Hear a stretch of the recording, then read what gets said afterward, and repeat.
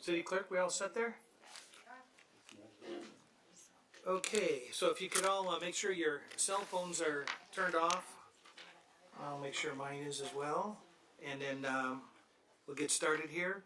We'll do a Pledge of Allegiance. Let's see. Looking for, do we have any scouts or anybody like that here tonight? Who do I want to do it? Barry. I don't know that you've led the Pledge of Allegiance in a long time. Could you do it for us tonight? Yes, sir. Come on, Barry.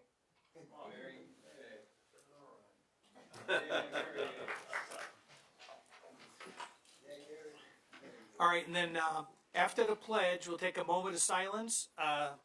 We'll do it in memory of our troops, and if you have anything special you want to hold a moment of silence for, please do so. Okay? Barry, it's all yours, sir. Everybody, hand to your heart. I pledge allegiance to the flag of the United States of America and to the republic for which it stands, one nation, under God, indivisible, with liberty and justice for all.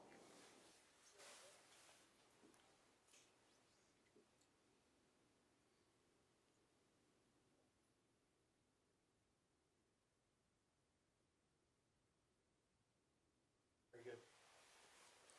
Thank you, sir. I just want to announce that we will be adjourning the meeting this evening. In 1991, some of you may have been around, but there was a U.S. Air and SkyWest flight. SkyWest plane was coming out here to Palmdale, and they overran each other on the runway down at LAX. We had a number of people from Palmdale and Lancaster that passed away. So this evening we'll be adjourning our meeting in memory of Michael Fuller, Palmdale, Scott Gilliam of Palmdale, Edwin Reed of Palmdale, Brian Martin of Palmdale, Krishani Srijaraja of Palmdale, Jeffrey Steen of Palmdale, Randy Wilburn of Lancaster, along with 30 others that were injured in that tragic accident at LAX. Also, many of you knew Pat Murray. She just turned 101 years old, and she just passed away. Pat Murray was a Marine. She was a member of the Palmdale American Legion Post 348, Palmdale American Legion Auxiliary 348. At every single event that's out there in honor of our veterans, Flag Day and everything else, Pat Murray was out there.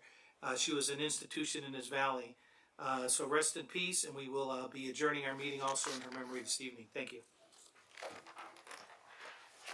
All right. So, Madam Clerk, can we do a roll call, please? Mayor Hoffbauer. Here. Mayor Pro Tem Bishop. Here.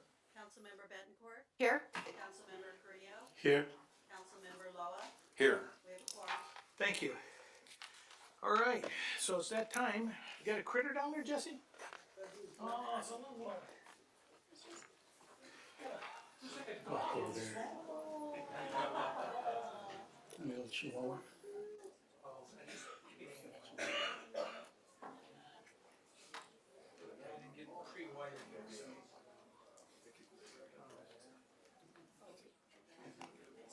All right, so at each of our council meetings, we like to introduce our friends from Animal Care Control Center over here in Palmdale. And by the way, you want to? Thank you for turning that on. I want to introduce Jessie here, and who we got here, Jessie? This is Maxine. She's an 8-year-old short-haired Chihuahua.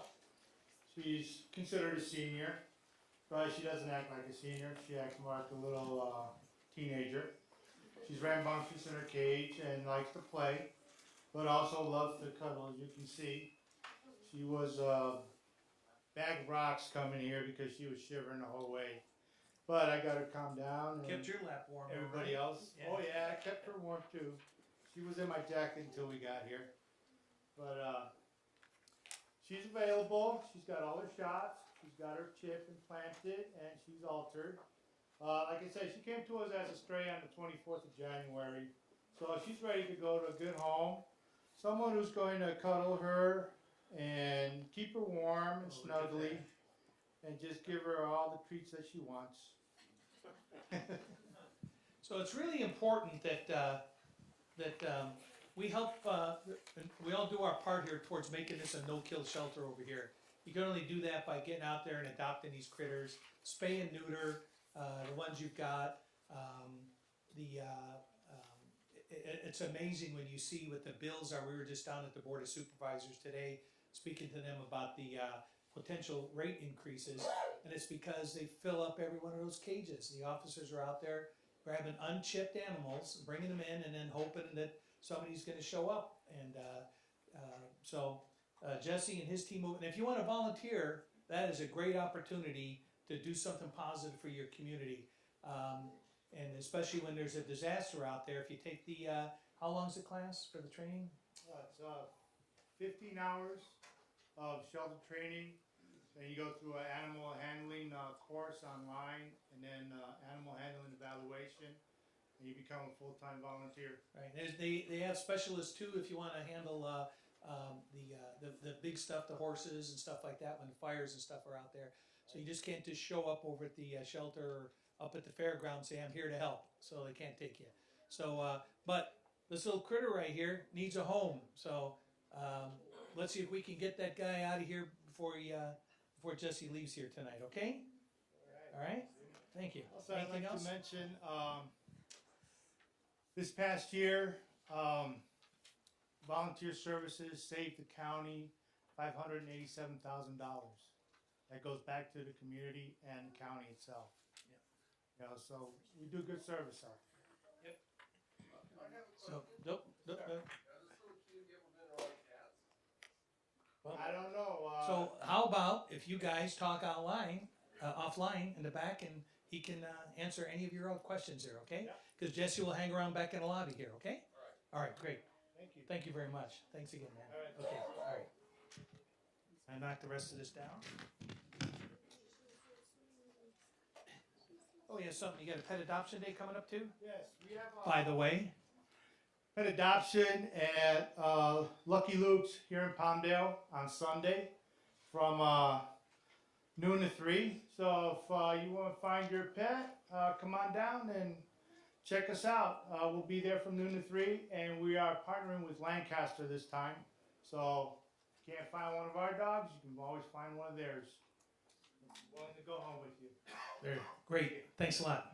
All right, thanks.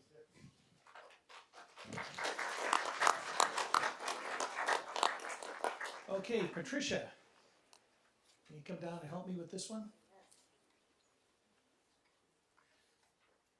So we had a Saves 2018 Thanksgiving holiday program. Why don't you tell us about that, and I'll grab the certificates from the city clerk, okay? Thank you. Thank you. So, Saves provides Thanksgiving baskets for families during the holidays, and this past year for Thanksgiving, we were able to provide 350 families baskets for food. So, it was quite a feat to put all that food together and to also provide the food to the families when they came. So we couldn't do it all by ourselves. So we went out to the community and to our friends, and this particular group did an amazing job. Well, they all do a great job. So, do we have anybody out there from David G. Mellon School? Yeah. Come on down here. Who's a representative? Do we have like There she is. student body leader, or There's a teacher, teacher. or principal, or who's in charge? Yeah. So we'll get the kids down here and let's get everybody up here and get everybody. Come on down, guys. Sure. Okay.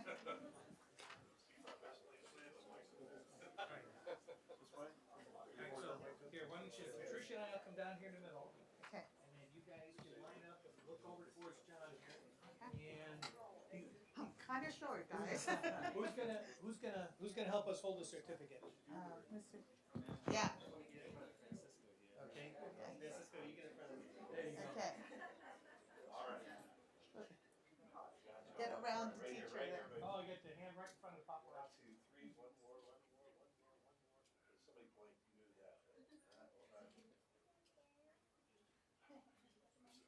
John, hands down, got a mom behind you. Oh, sorry, Mom. All right, we get the pictures we need? So what this says is, in recognition of your generous support of the Saves 2018 Thanksgiving Holiday Program, your commitment to our community is commendable. So all those families we were able to take care of because you guys got in there and worked. Thank you very much for what you guys do. That's really important. So, who wants to say something? Pick somebody. Pick somebody. All right, Ashley, Kenna, anyone? somebody. All right. We're David G. Millen Middle School, or Magnet School. We are the Magnet School of Palmdale, the city of Palmdale. We are a law magnet. So we are trying our kids to work in the field of law. And one of the key components that Mr. Hubler and Mr. Martin have been doing is exposing our kids to our community and what they can do to help others. So again, Mayor, City Councilman, you are invited. This is your school. Come and talk to our kids. Let us know how we can continue to help you. And thank you so much for giving us the opportunity to be it. That's the resource. Thank you very much. Thanks, you guys. Thanks a lot. Thanks a lot. Thanks. You bet. Let us know if there's anything we can do to help you, okay, in the future.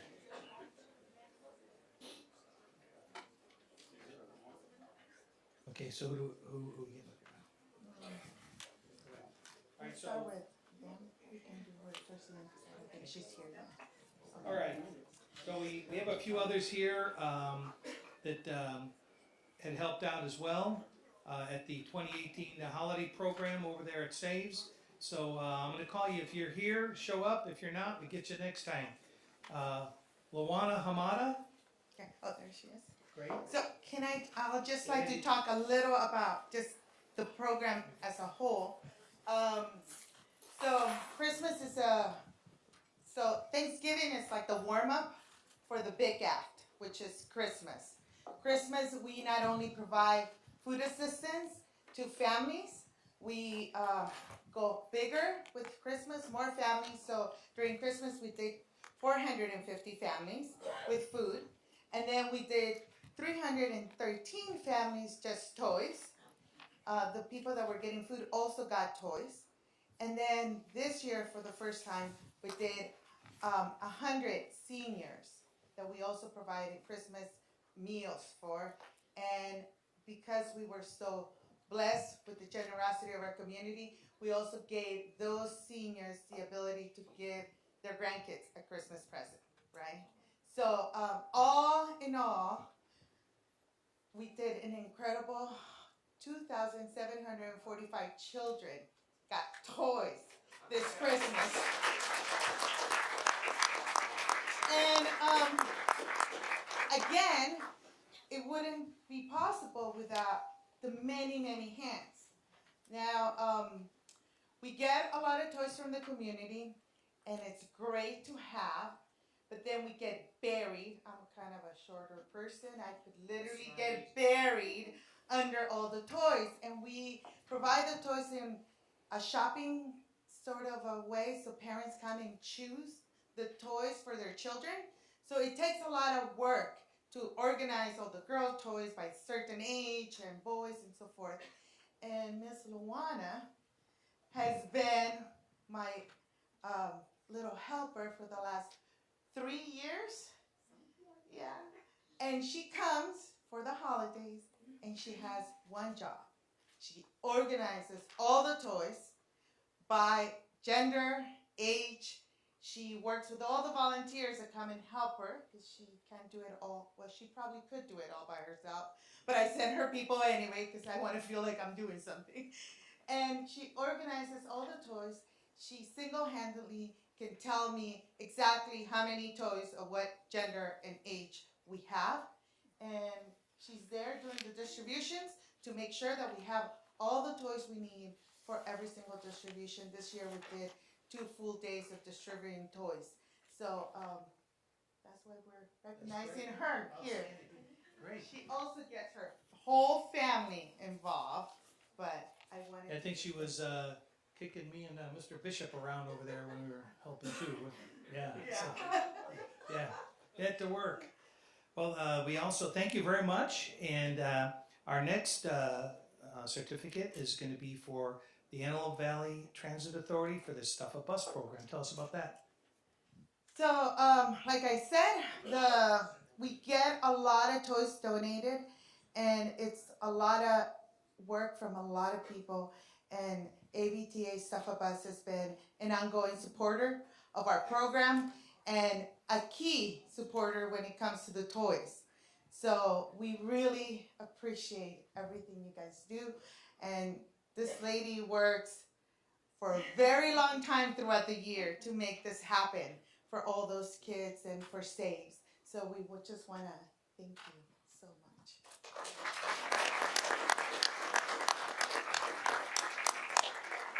So, they get out to all the Walmarts, they get out to, where's the other places you've been? We have in the past, we've been to the mall, we've been to the both Walmarts. This year we were at the YMCA, so we try to cover a lot of ground and cover the entire community. So, and something that you'll notice is when they do that Stuff a Bus, all those people that are out there, except for her and, well, I was gonna say the boss, but she's really a boss, so there, we all know that. Yeah. But all the, yep, all the volunteer organizations have got their staff out there, hustling the customers as they're coming through to get in there and get some toys, and here's what we need, and here's the stuff that we're short of. And it's just amazing. If you haven't been there and seen that operation, it's really a blast. So, it's really good to bring your kids there and let them see how they can help other kids that aren't as fortunate. So that's a real good opportunity. So thank you guys. So maybe if you could step over here, we'll get the next ones in. So Antelope Valley Mall, we have a rep here from Antelope Valley Mall. So, again, with the idea that we need a lot of hands, Antelope Valley Mall came in, helped us a great deal with days of distribution, and they were just so helpful in making sure that our families were getting everything that they needed. They were very, very incredible, just to say a few. And then they also brought us some gifts. So they also brought us some gift cards. Teenagers are usually hard to shop for in general, but when you don't know what teenager this present is going to go to, it's even harder. So they were so generous in giving us some gift cards that parents were very grateful to receive. So thank you very much.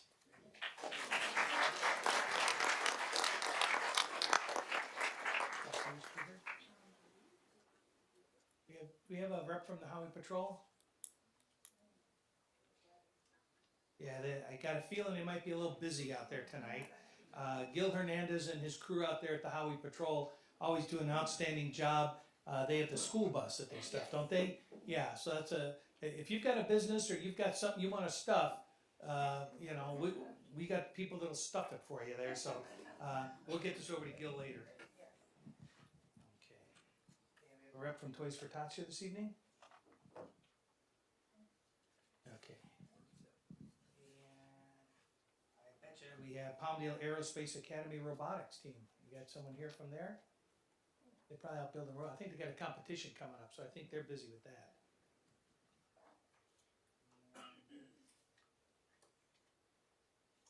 Yes. How about reps from the David G. Millen Student Leadership?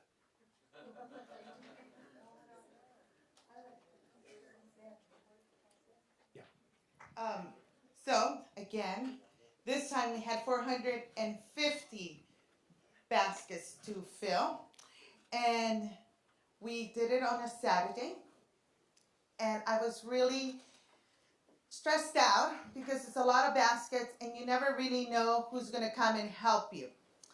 So that day, we didn't have a whole lot of people as we had for Thanksgiving, but these guys came, and it was primarily this group that put together. Not only did they put together, they helped me unload the vehicles. I had 3 vans full of things. They helped me with the unloading, they set it up, and then they went to work, and they almost single-handedly put together 450 food baskets in about maybe 3 hours, 2.5 hours. It was amazing. And the beauty of it was that they were doing the work so efficiently, just following directions and doing the work. Um, but then they all of a sudden, somebody realized, do they know what they're doing, like what they really are doing? And so one of my staff persons decided to explain to them what they were doing. And it really was amazing to me for them when they realized, like, we're going to be feeding 450 families. And it was all due to their work. I don't think I would have been able to do it, you guys. So I'm really, really thankful. And your teachers and your school should be very, very proud, because to me, the magic of the holidays is not only being able to give the families that need the assistance, but it's also being able to bring the community together and to see such young people with such big hearts and so ready to do the work that needs to be done so that we can help our neighbors. It's just amazing. And I think that to me, that's what really makes the holiday so magical. So thank you guys so much for your work. Why don't you go on one side, I'll stay on the other side here, okay? All right, scoot in, aren't you guys? All right, so keep all these guys in mind. Look at the work they do. Think about where you can put in a little bit of help, because these kids were out there for 2 different exercises here of this operation, and these other organizations, AVTA folks are out there. The staff and folks all volunteer. The mall, all these folks really are doing. This is good work they're doing, and it really, really makes a difference. We've been there and we've watched the families when they've gotten this stuff. And I'm going to tell you something. I don't care how big and tough you are. You're going to choke up if you watch that. So, anyways, well, paparazzi, you ready?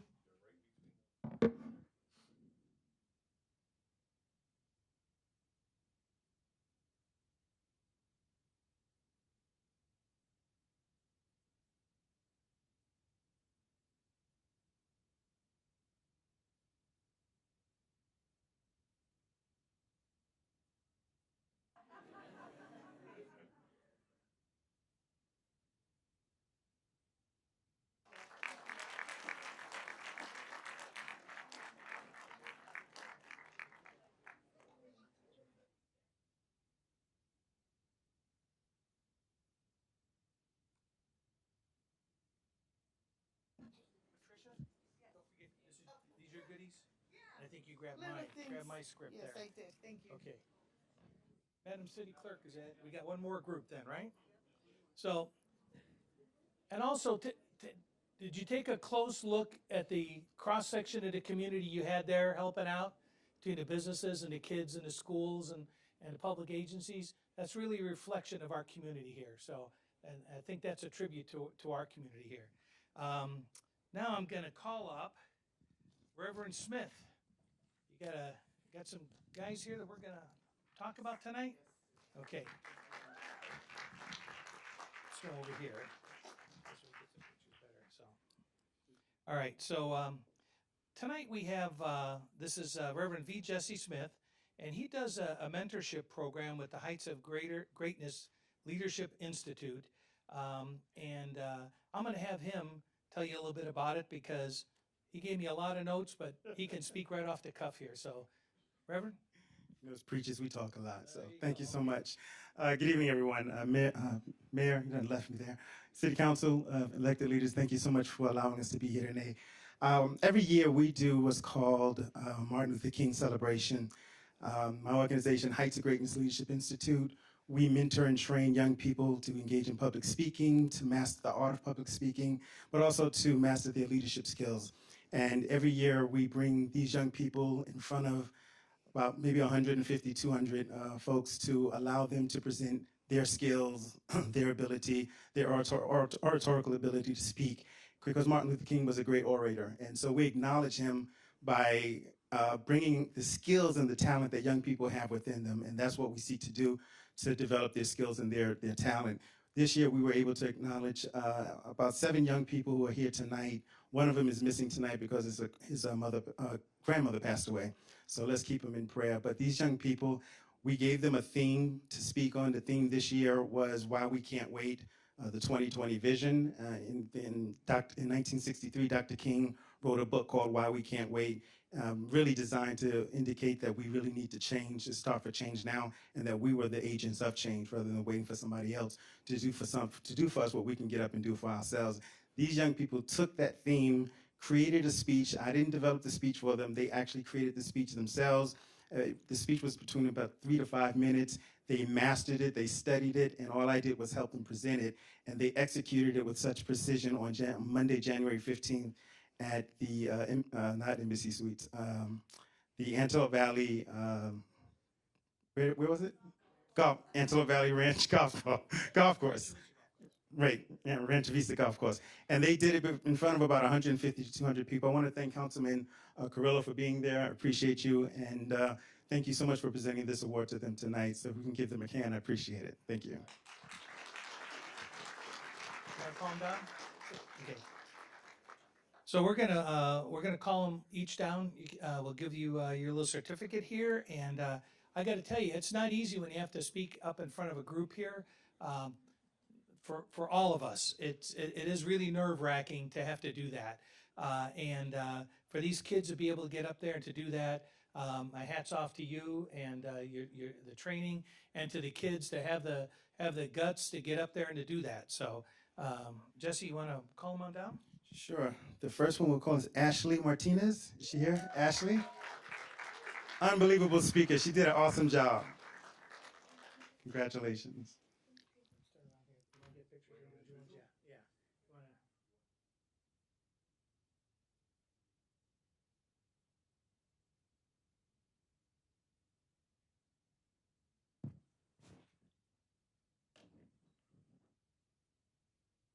Next is Angeli Zambrano. Angeli not only spoke, but she actually did a beautiful rendition of Sam Cooke's Change is Gonna Come, and she did an awesome job.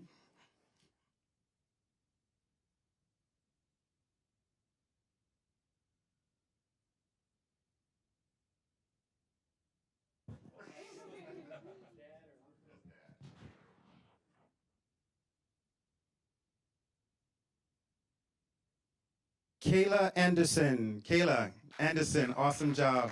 Congratulations, you did a nice job.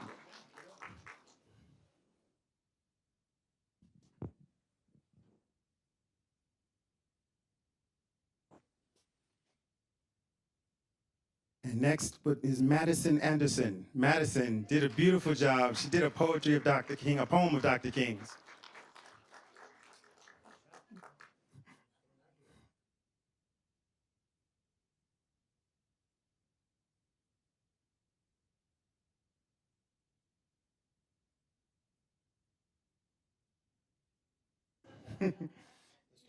Yes, this is for Lyric Woodton. He's not here tonight, and so we'll present it to him at another time. The next one is Jalea C. Smith. I have to admit, Jalea is my daughter. good job. You get a little extra help there.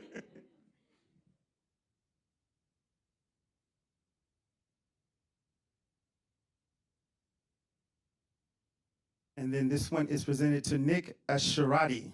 I hope I got that right. Nick, awesome speaker. Congratulations. Get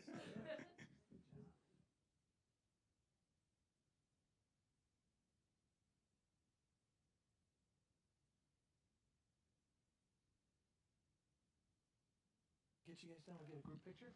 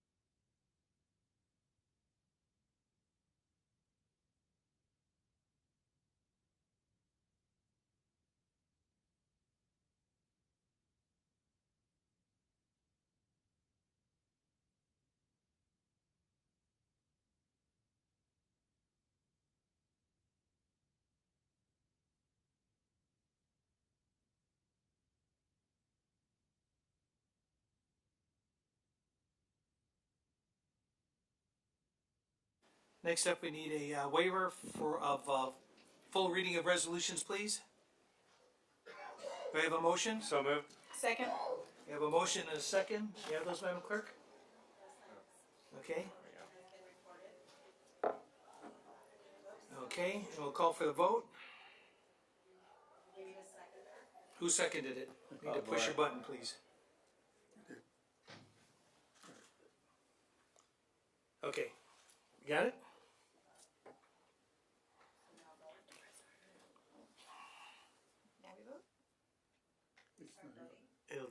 It's not on the screen here.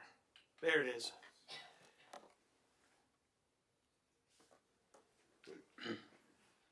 Who didn't show up? Mine disappeared. All right, well, call for a voice vote on that. All in favor, please indicate by saying aye. Aye. Anybody opposed? So carries. I see you want to fix that then? His wasn't showing up for some reason.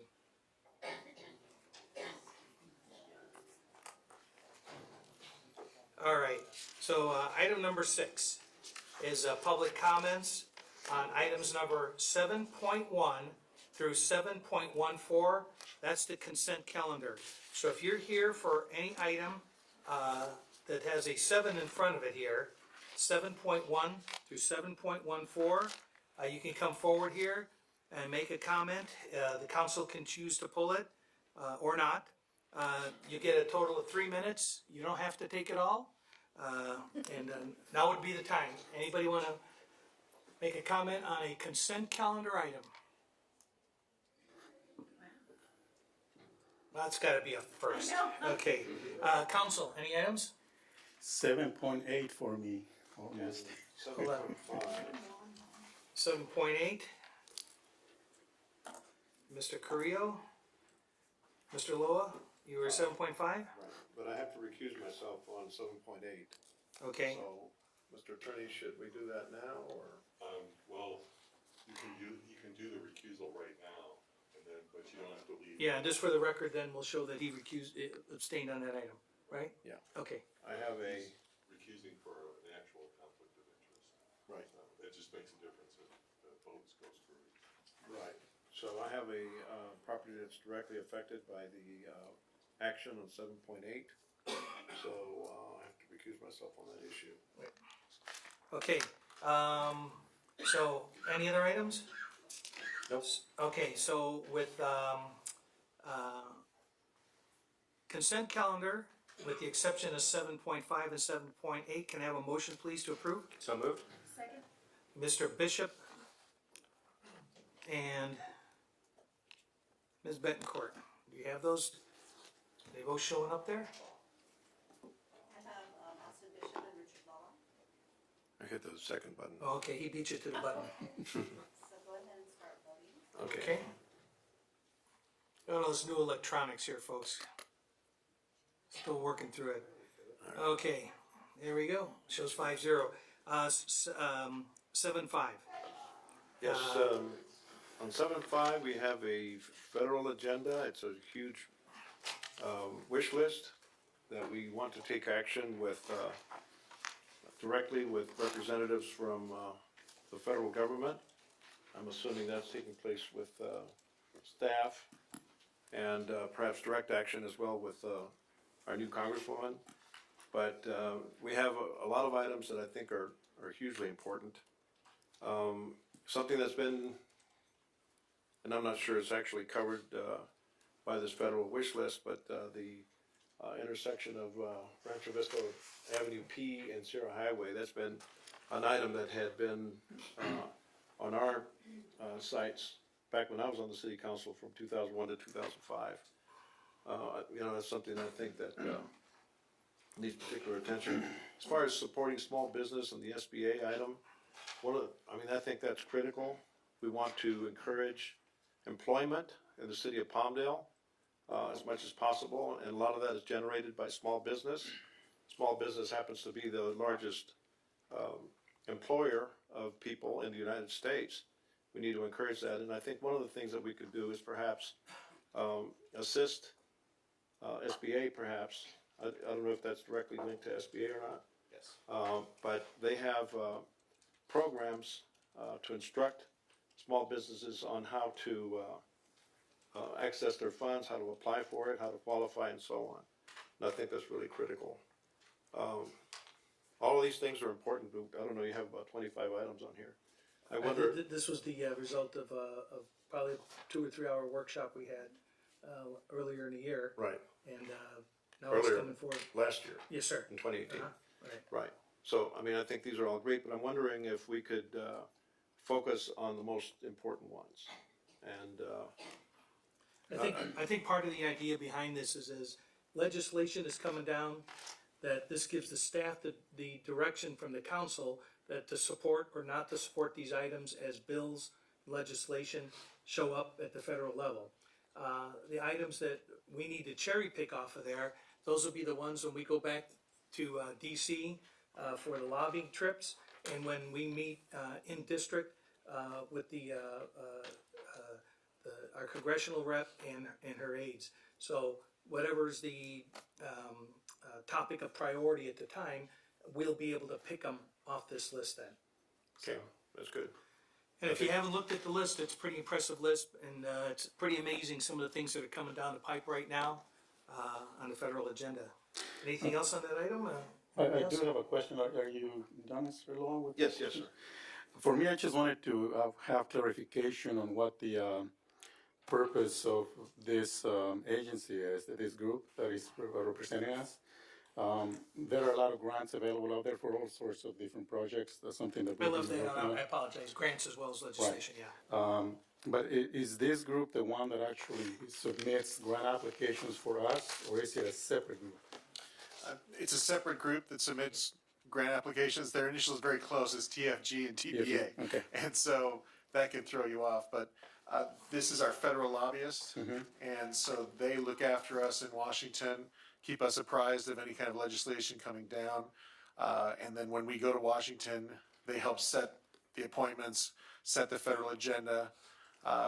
Even in say a 4-day trip to Washington, we can't cover all 25 of these items. And so we meet with various regulatory agencies during the day, and also with our legislative representatives, both representing us and then also representing committees where there might be things that we're looking for. And so we cover a wide array. This does give us a menu to work off of.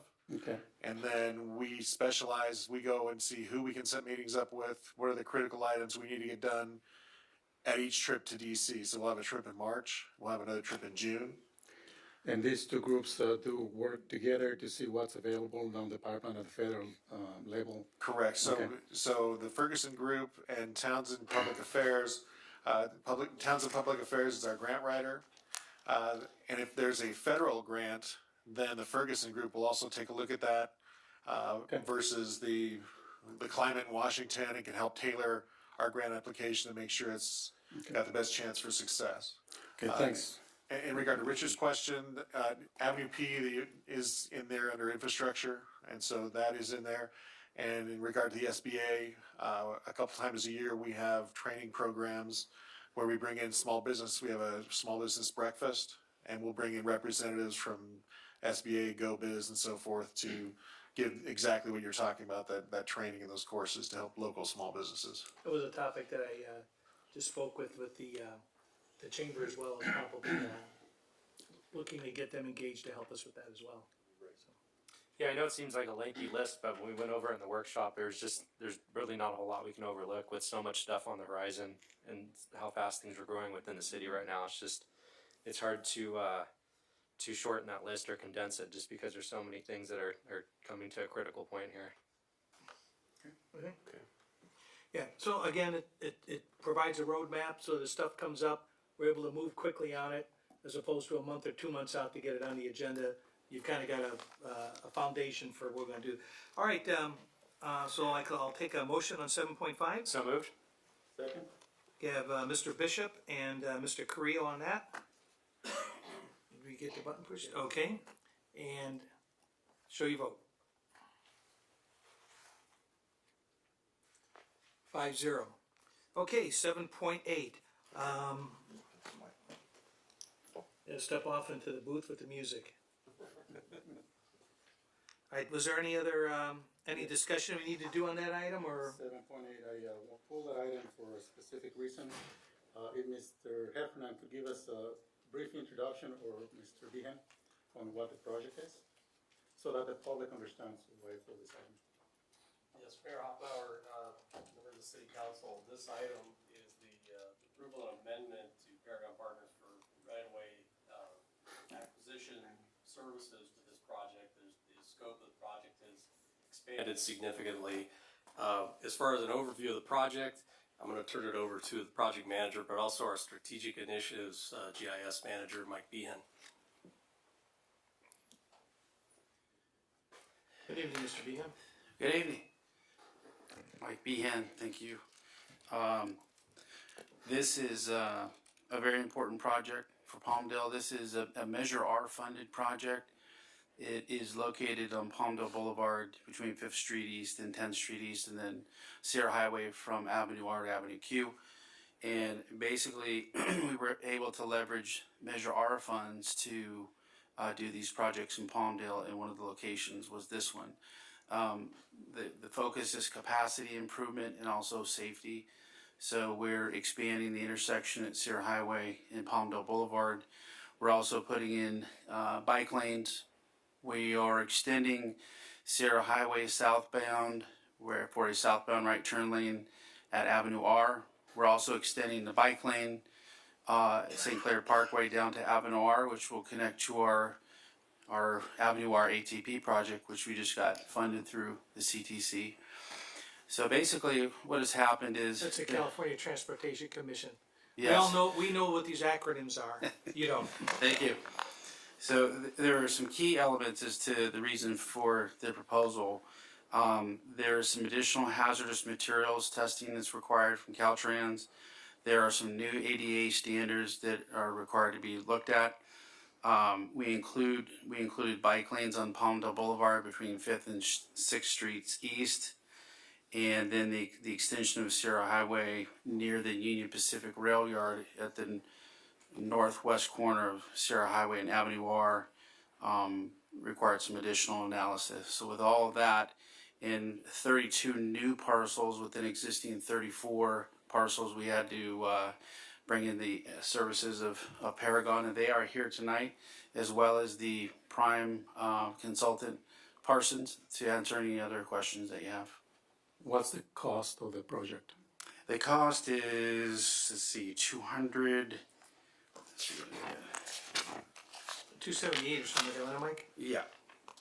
278,865, so it's 278,865. And for the amount of parcels and the amount of work and the amount of hand holding, and we know this because we're heavily involved in the Avenue R project right now in right of way, we feel like it's an appropriate cost. Okay. The reason I pulled this item is if you look at the map, along Palmdale Boulevard from 10 East and 5th East, that is Caltrans, that's Highway 138. So we are spending a lot of time, staff time, and money in doing these improvements, something that is essential for the public safety, especially along the railroad tracks. There's going to be significant improvements. A lot of accidents have happened at railroad crossings, we know that. And also the pedestrians walking from 5th East to 10th East along Palmdale Boulevard, heavy traffic, semis, it's a highway, state highway. And I know that we, the council, have discussed this in the past. What I'm going to ask of the council is to see if we can direct staff to do a workshop to see the possibility of taking Highway 138. I know there's been a lot of discussion for years, but I think that this gives us an opportunity to do something like other cities are doing, like the Boulevard in Lancaster. If we were able to take control of Palmdale Boulevard, we would be able to not only facilitate the Christmas parade and other events, which have to go through an extensive Caltrans process. The other benefit that I see is there's a lot of vacant land still along Palmdale Boulevard, all the way to 50th and all the way down to Pearl-Blossom Highway. One way to have this discussion again, to see what the pros and cons would be, I know that there is a big concern with liability. That is understandable. But think of the projects that we could bring to Palmdale Boulevard in a faster fashion without having the developer to go through Caltrans process, Well, which are is we- lengthy. Let me ask you a question here real quick. Who's administering this project? City of Palmdale is the administrator. So this is one of the things that we're doing right now is, and it goes right along with what you're saying here. At some point in time, I would like nothing better than to get Caltrans off of there, because you see a light blinking out there, you wait a day sometimes to get that light fixed out there. So you would be supportive of having a workshop and maybe have I don't know, someone from Caltrans? the workshop I think may be a little bit premature. I think we Okay. need to get a little bit additional briefing. Okay. Because this is all part of, there's several of these projects that are queuing up right now. Mm-hmm. I don't wanna get Caltrans to think that we're not gonna hold their feet to the fire to get this work done. If they Right. think we're gonna take the road over, they're not gonna support There are any a lot work of on that thing. implications, I understand that, and one of them is safety again. Yep. Caltrans would be responsible for doing the ADA and all of those things. And with State Bill 1 and the gas tax and this other Measure R, Measure M, I think that we could start a conversation with Caltrans Yeah. to see what would it take for us to Come to be the able to do that. NCTC, yes, we're having that discussion. That's what too. I've been. Yep. I think we'd all agree that we'd like to have some pride and ownership on Palmdale Boulevard. I mean, we all know it's about time that we get some improvement, and a big part of this is having Caltrans pick up what they started, so it doesn't leave us a liability. Right. But there's no one at the city that wouldn't like to see that. We'd all like to see our Palmdale Boulevard transformed at some point, and this is the start of it. But We're getting more work done now in about the last, 2 years, would you say? Yeah. That we've been really holding Caltrans' feet to the fire on this stuff, and we're able to start bringing back Measure R, Measure M money to be working on these things. So I think that this is putting us on that path, so that when we get that road into an acceptable configuration, then the city attorney won't have to be sending off those letters every time there's an accident out there that it's not our road. So, Okay, so maybe we can start that conversation. If a workshop is premature, maybe we can have staff give us what the pros and cons would be yep. and really do something about it. Can we get that and just where were we, where are we, and where are we going in the near term? So that everybody's on the same page on that, okay? I think that'd be real helpful. yeah, I'm with Juan. I think we should be pushing as hard as possible to get this resolved. And Yeah, keep pushing take it, it back. NCTC, help me out there. So that's Yeah. what we need. That's what we need. That's what that board's there for now. That's exactly it. All right. I have no more questions. That was the reason why we wanted to discuss that item. Outstanding. All right, do I have a motion on this item then? I'll make the motion. You second it? Okay, so I have Mr. Bishop and Mr. Carrillo with the first and the second. Did you push a button? Yes, sir? I did. Okay, it's lagging behind here. And show your votes. We're missing 2 votes, Push it harder. missing 1 vote. Mr. Loa? He's abstained. Abstain. Oh. I'll push his button. Okay, it didn't show up anyhow. So it's 4-0-1, Mr. Loa abstaining. All right, somebody wanna grab him out of the musical room back there?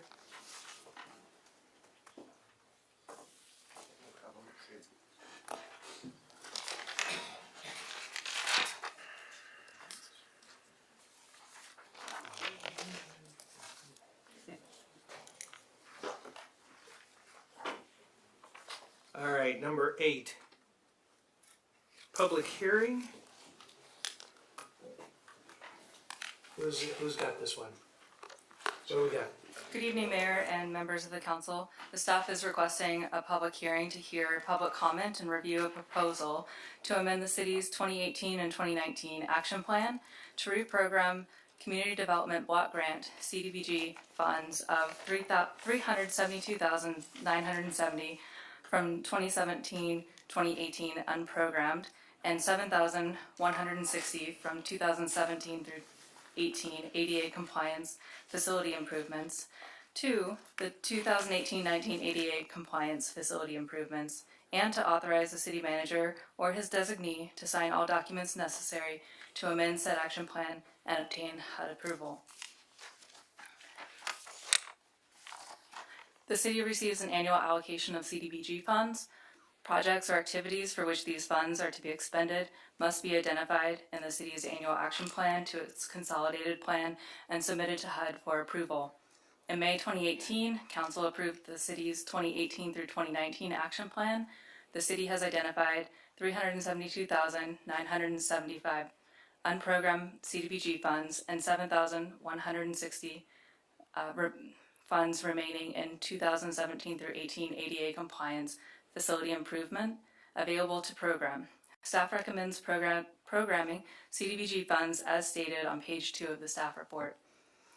The addition of $380,130 to this project will result in a revised total activity budget of $836,500 for the ADA compliance sidewalks, curbs, and gutters activities. This project and activity provides for sidewalks and street improvements for the ADA compliance to accessibility where there's a material barrier in the Civic Center to 60th Street East and to East Avenue T. Reprogramming of consolidated planned funds from unprogrammed funds, a change in over 50% of the original funding, or addition of a new activity requires citizen participation in accordance with the city's citizen participation plan. In compliance with this regulation, a notice was published in the Antelope Valley Press on December 20th, 2018, inviting written comment concerning the city's proposal to reprogram CDBG funds at tonight's City Council meeting.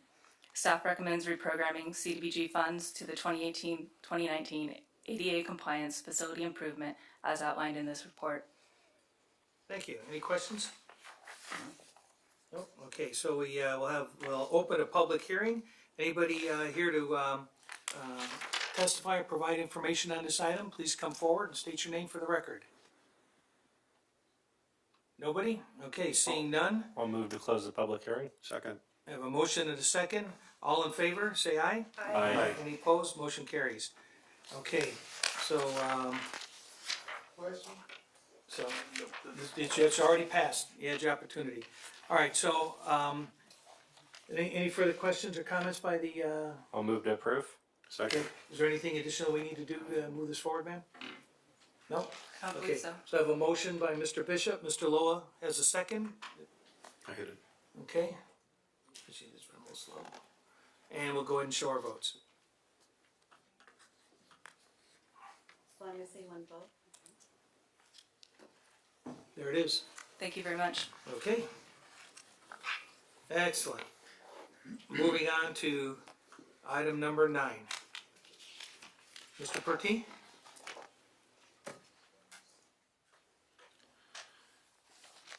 Mayor and members of the City Council, completion of existing parks has been a high priority for the City Council.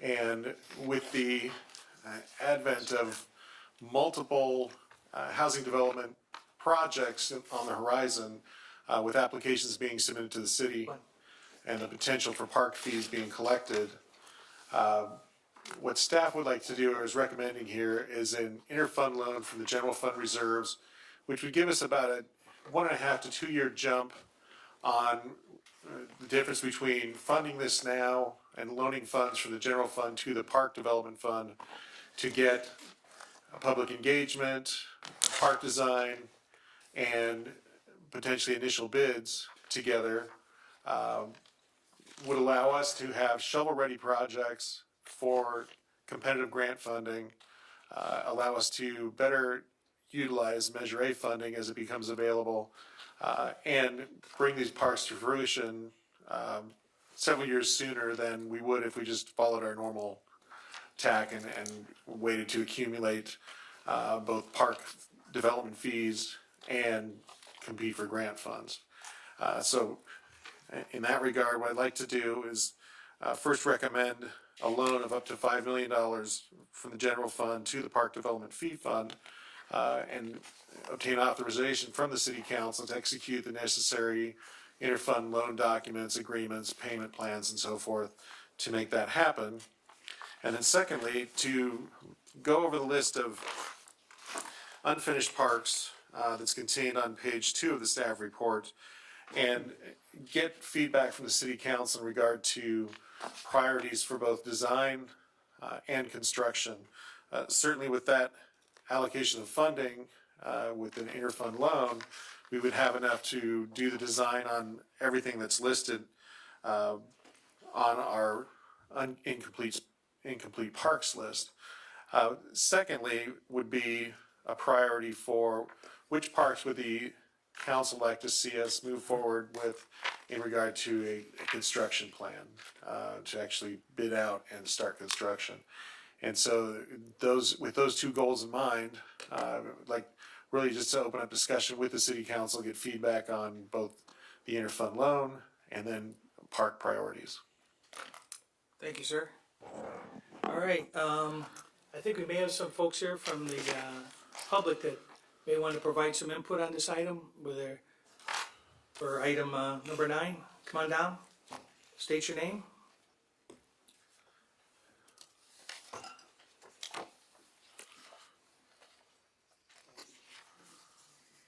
And if the next person could queue up behind her in the aisle there.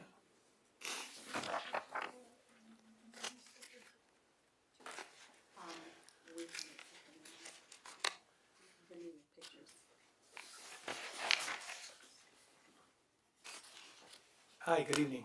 Hi. My name's, Yes, sir. my name's Janet Diaz, and I'm here to speak in favor of building out Orniquinones Park as a representative of the West Antelope Valley Community Garden Project, along with Sean Dumas and Michael Ayala. We are community members from West Palmdale, Rancho Vista neighborhoods, and our idea of a community garden began without solicitation by a question posted on the next door app. The question was, does anyone know the community garden in our area? From that post, interest surfaced, and we currently have 56 neighbors who are interested in participating in the community garden project.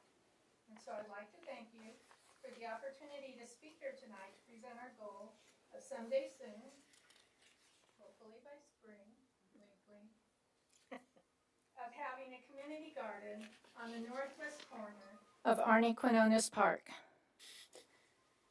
This project will not take away from the existing plans for the park, but will enhance the park's usefulness to a new group of community members. Our community garden project requests the following from the city. First of all, we like to use the lot. There's 2 big wide lots there. I left a map here. It's spot 2, just above the dog park there. We need water supply from the city through the connecting to the existing main line from the dog park area, and construction of a fence with a gate so members can access the garden by using a gate code or a gate key. Our community garden project members will provide the following. We're going to build 10 by 10 or 10 by 20 garden boxes.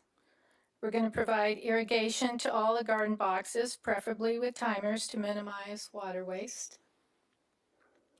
We're going to install a tool shed to store gardening tools, and everyone will provide soil and plants for their individual garden boxes. We'll also have the goal of putting in a gazebo for community gatherings like quarterly meetings and fun events. Funding our project, we're going to get donations from individuals, plot rental fees from members, fundraisers such as Buy a Brick, grants from various organizations that give to green projects with help from the American Community Gardening Association and from local businesses. You have to wrap up here. Okay. We are currently in the process of obtaining our nonprofit status. As soon as we have permission to use the land and complete our 501c3 status, we will begin fundraising. Community gardens are blossoming throughout California, and we'd like to be part of this new recreational activity. Will not only allow members to stay active, but the garden will also provide ways for us to eat healthy and share our bounty to the local food banks. Please consider our request to use this parcel of land and partner with us in creating a community garden on the west side of Palmdale. Thank you. Thank you. I know you've been in some discussions with the city staff on that, so I think I think you're on the right path with that. So next speaker. Good evening, Mayor, Council. My name is Mike Norton. I am in Rancho Vista, and I would like to commend you guys on moving forward or trying to move forward with this. I hope you adopt this resolution and trying to be shovel ready when the people hit there. And we're back to the story, if you build it, they will come. And I really do think that we've waited long enough, and I'm glad to see we're ever so slowly moving forward. So again, the two near and dear to my heart items are the Arnie Keone's bathroom and the any kind of landscape at Rancho Vista Neighborhood Park. Just to go ahead and start something moving, you know, ever so slowly, but, you know, 1 foot in the right direction whenever we can. So again, I congratulate you guys on having this come up now, and if the weather was better and the State of Union wasn't going on right now, we'd have more people here, but. I got there's a few us bunch here. of Thank you, emails I helped pass on this evening, so, thank you, sir. Next speaker on this item? My name is Marcia Furman, and I live on Carroll's side in Palmdale. 2 decades ago, the citizens of Palmdale, being disappointed for many years, took it upon themselves to tax themselves in order to have the recreational facilities that they wanted available for their families. The bond issue that they passed had a list of different projects that would be done. Beyond those items were 2 overriding points. The first being that all the money raised under the title of the park bond would be used for those projects listed, and the second part was that all those projects would be completed. To this date, the first part has been accomplished. Every cent was used to expand the Marie Kerr Park and develop the Palmdale Oasis Park. The completion of all the projects has not happened yet. Number 1 on this is the northwest corner of the Palmdale Oasis Park. The large grass area outside of the rec center is to be a park with trees and a small area where concerts, festivals, and gatherings can be held. The next part is also at Palmdale Oasis Park. The water catch basin has not been developed, such as the one that Yellen has been. It is to be for general use, for sports and various city events.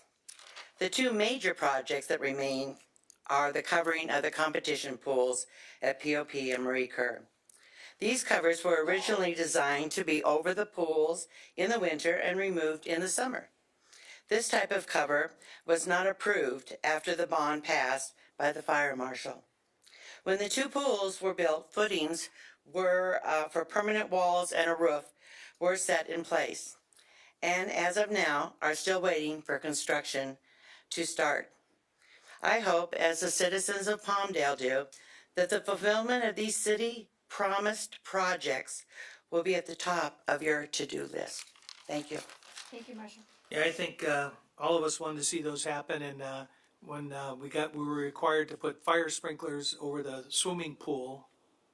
Yeah, new codes that killed it, and so that's why we had to narrow down what we could build and what we couldn't build with the way the bond was structured. So, good points, Marcia. Yes, sir. I had a question.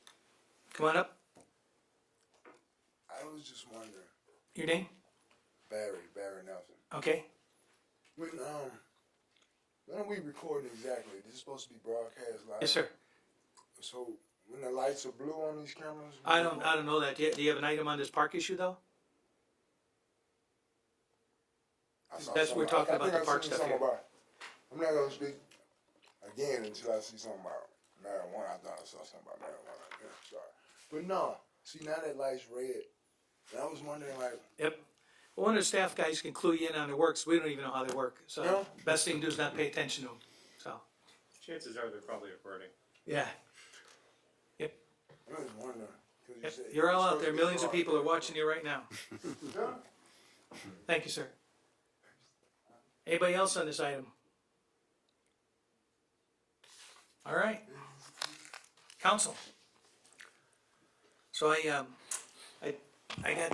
been getting hammered with emails here. I went ahead and put these out to you guys, and when I went over this list, I know that when we had spoken to the staff before about the items we wanted to see come forward here, it was basically we were looking at, some additional, improvements out at Arnie Park, Rancho Vista Park, and over at the Yellen Park. These other items were things that originally were in the original park bond, but when the park bond ran out of money when the designs were coming in, there wasn't a provision in that bond to be able to increase that amount, and that was the amount that was fixed by the taxpayers.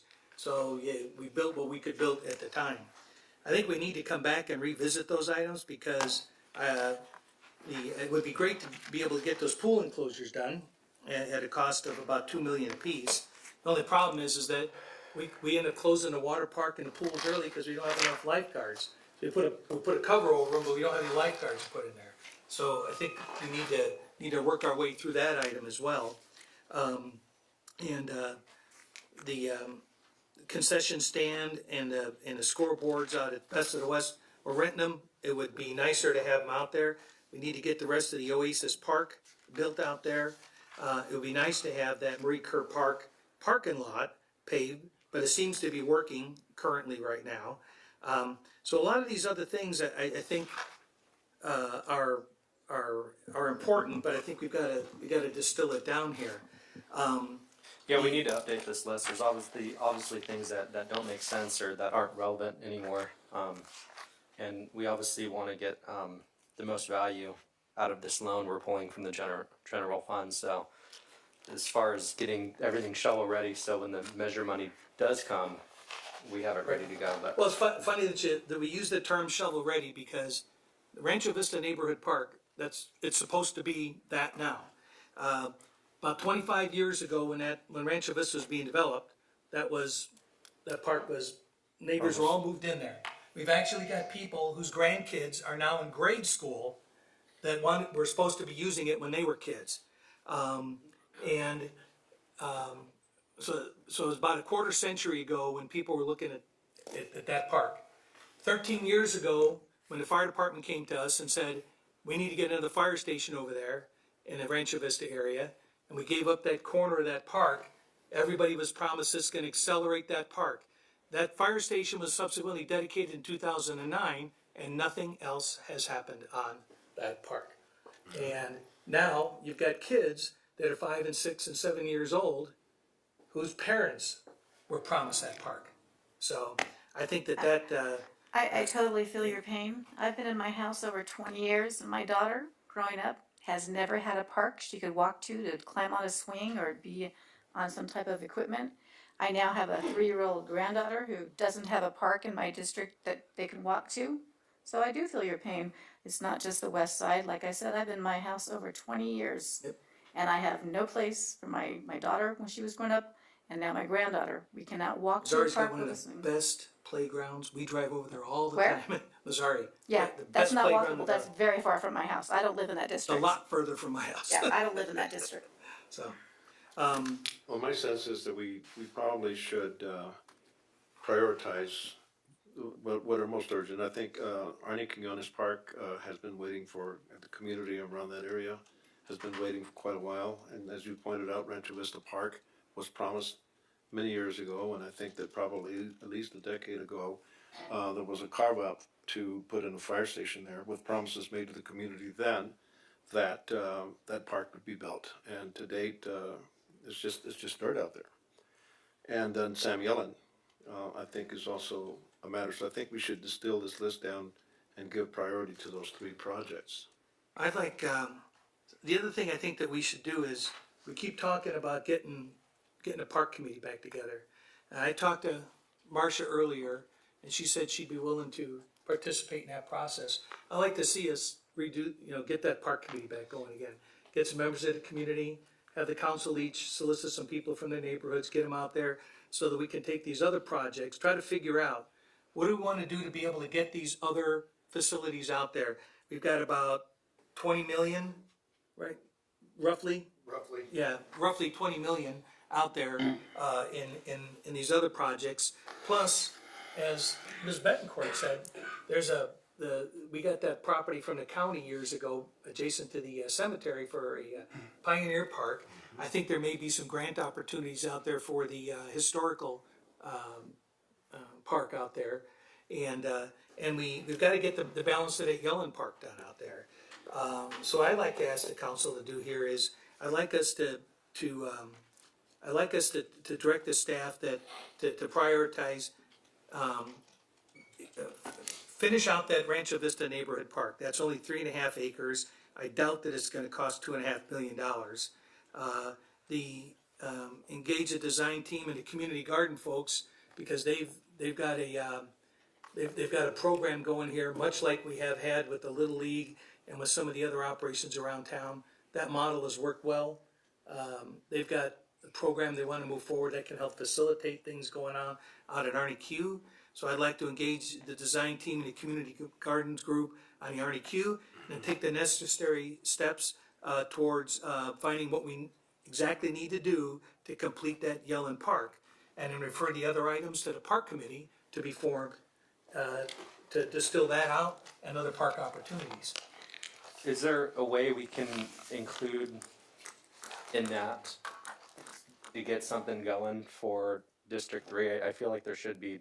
Well, yeah, but that, not, the initial direction was get the stuff finished that we've started. Right, So but that's let's what I'm saying. try we to need strike a balance here. Yeah, well, While- that's why while we have we this want on to get the the park table. committee going here. That will be Oasis Park? My Okay. grassy knoll that has nothing but grass. Yeah. And it I- hasn't I had can anything get- We but love grass out there in for Rancho Vista, 25 wouldn't we? years. I can get behind this, and I can see this working. If we're going to pull money out of our general fund and push for shovel-ready projects, if we're going to balance it between both sides of the valley, then I think that's something we need to do and prioritize. Yeah, because you're both ends of the city are getting attention, and you're ignoring the middle of the city. And I've been very patient. I've been fighting along with Marcia since 2009, since I've been on the council, to try and get the covers for her pools and some improvements around our district area. Well, that's why I suggested that we get the park committee together, because. But what I- I'm saying not is su- that I'm not Yellen sure- Park is functional. You can go there and have a good day. You can bring your family there and climb on equipment and do swings and sit under the shade coverings. In my district, you can go sit on the grass, and that's it. Again, Okay, so I think I'm gonna take this opportunity to let everybody know that parks are available to everybody. There's no border on District 3 or District 4 or District 1 or District 2. We are welcome to go to any park. Secondly, I want to acknowledge the comments by the residents who stood up here and told us their feelings and they want to have their parks built. And also for the emails that you distributed to everybody. I am sensitive to all of our needs to have facilities where we can walk to a park. It's called walkability, and Yes. neighborhoods should have walkable stuff. But It's if- economically Yeah, sound. we You do. shouldn't have to get into a car, burn fossil fuels. If you talk about wanting to have a green environment, then let's make our city more walkable. Let's have things that residents can go to within walking distance Yes. of their homes. But if you give me an opportunity to let you know where I am with all of these parks that were selected, and including Oasis Park, let's talk about really what we paid to have our parks built. How many of us here are the original owners from our homes?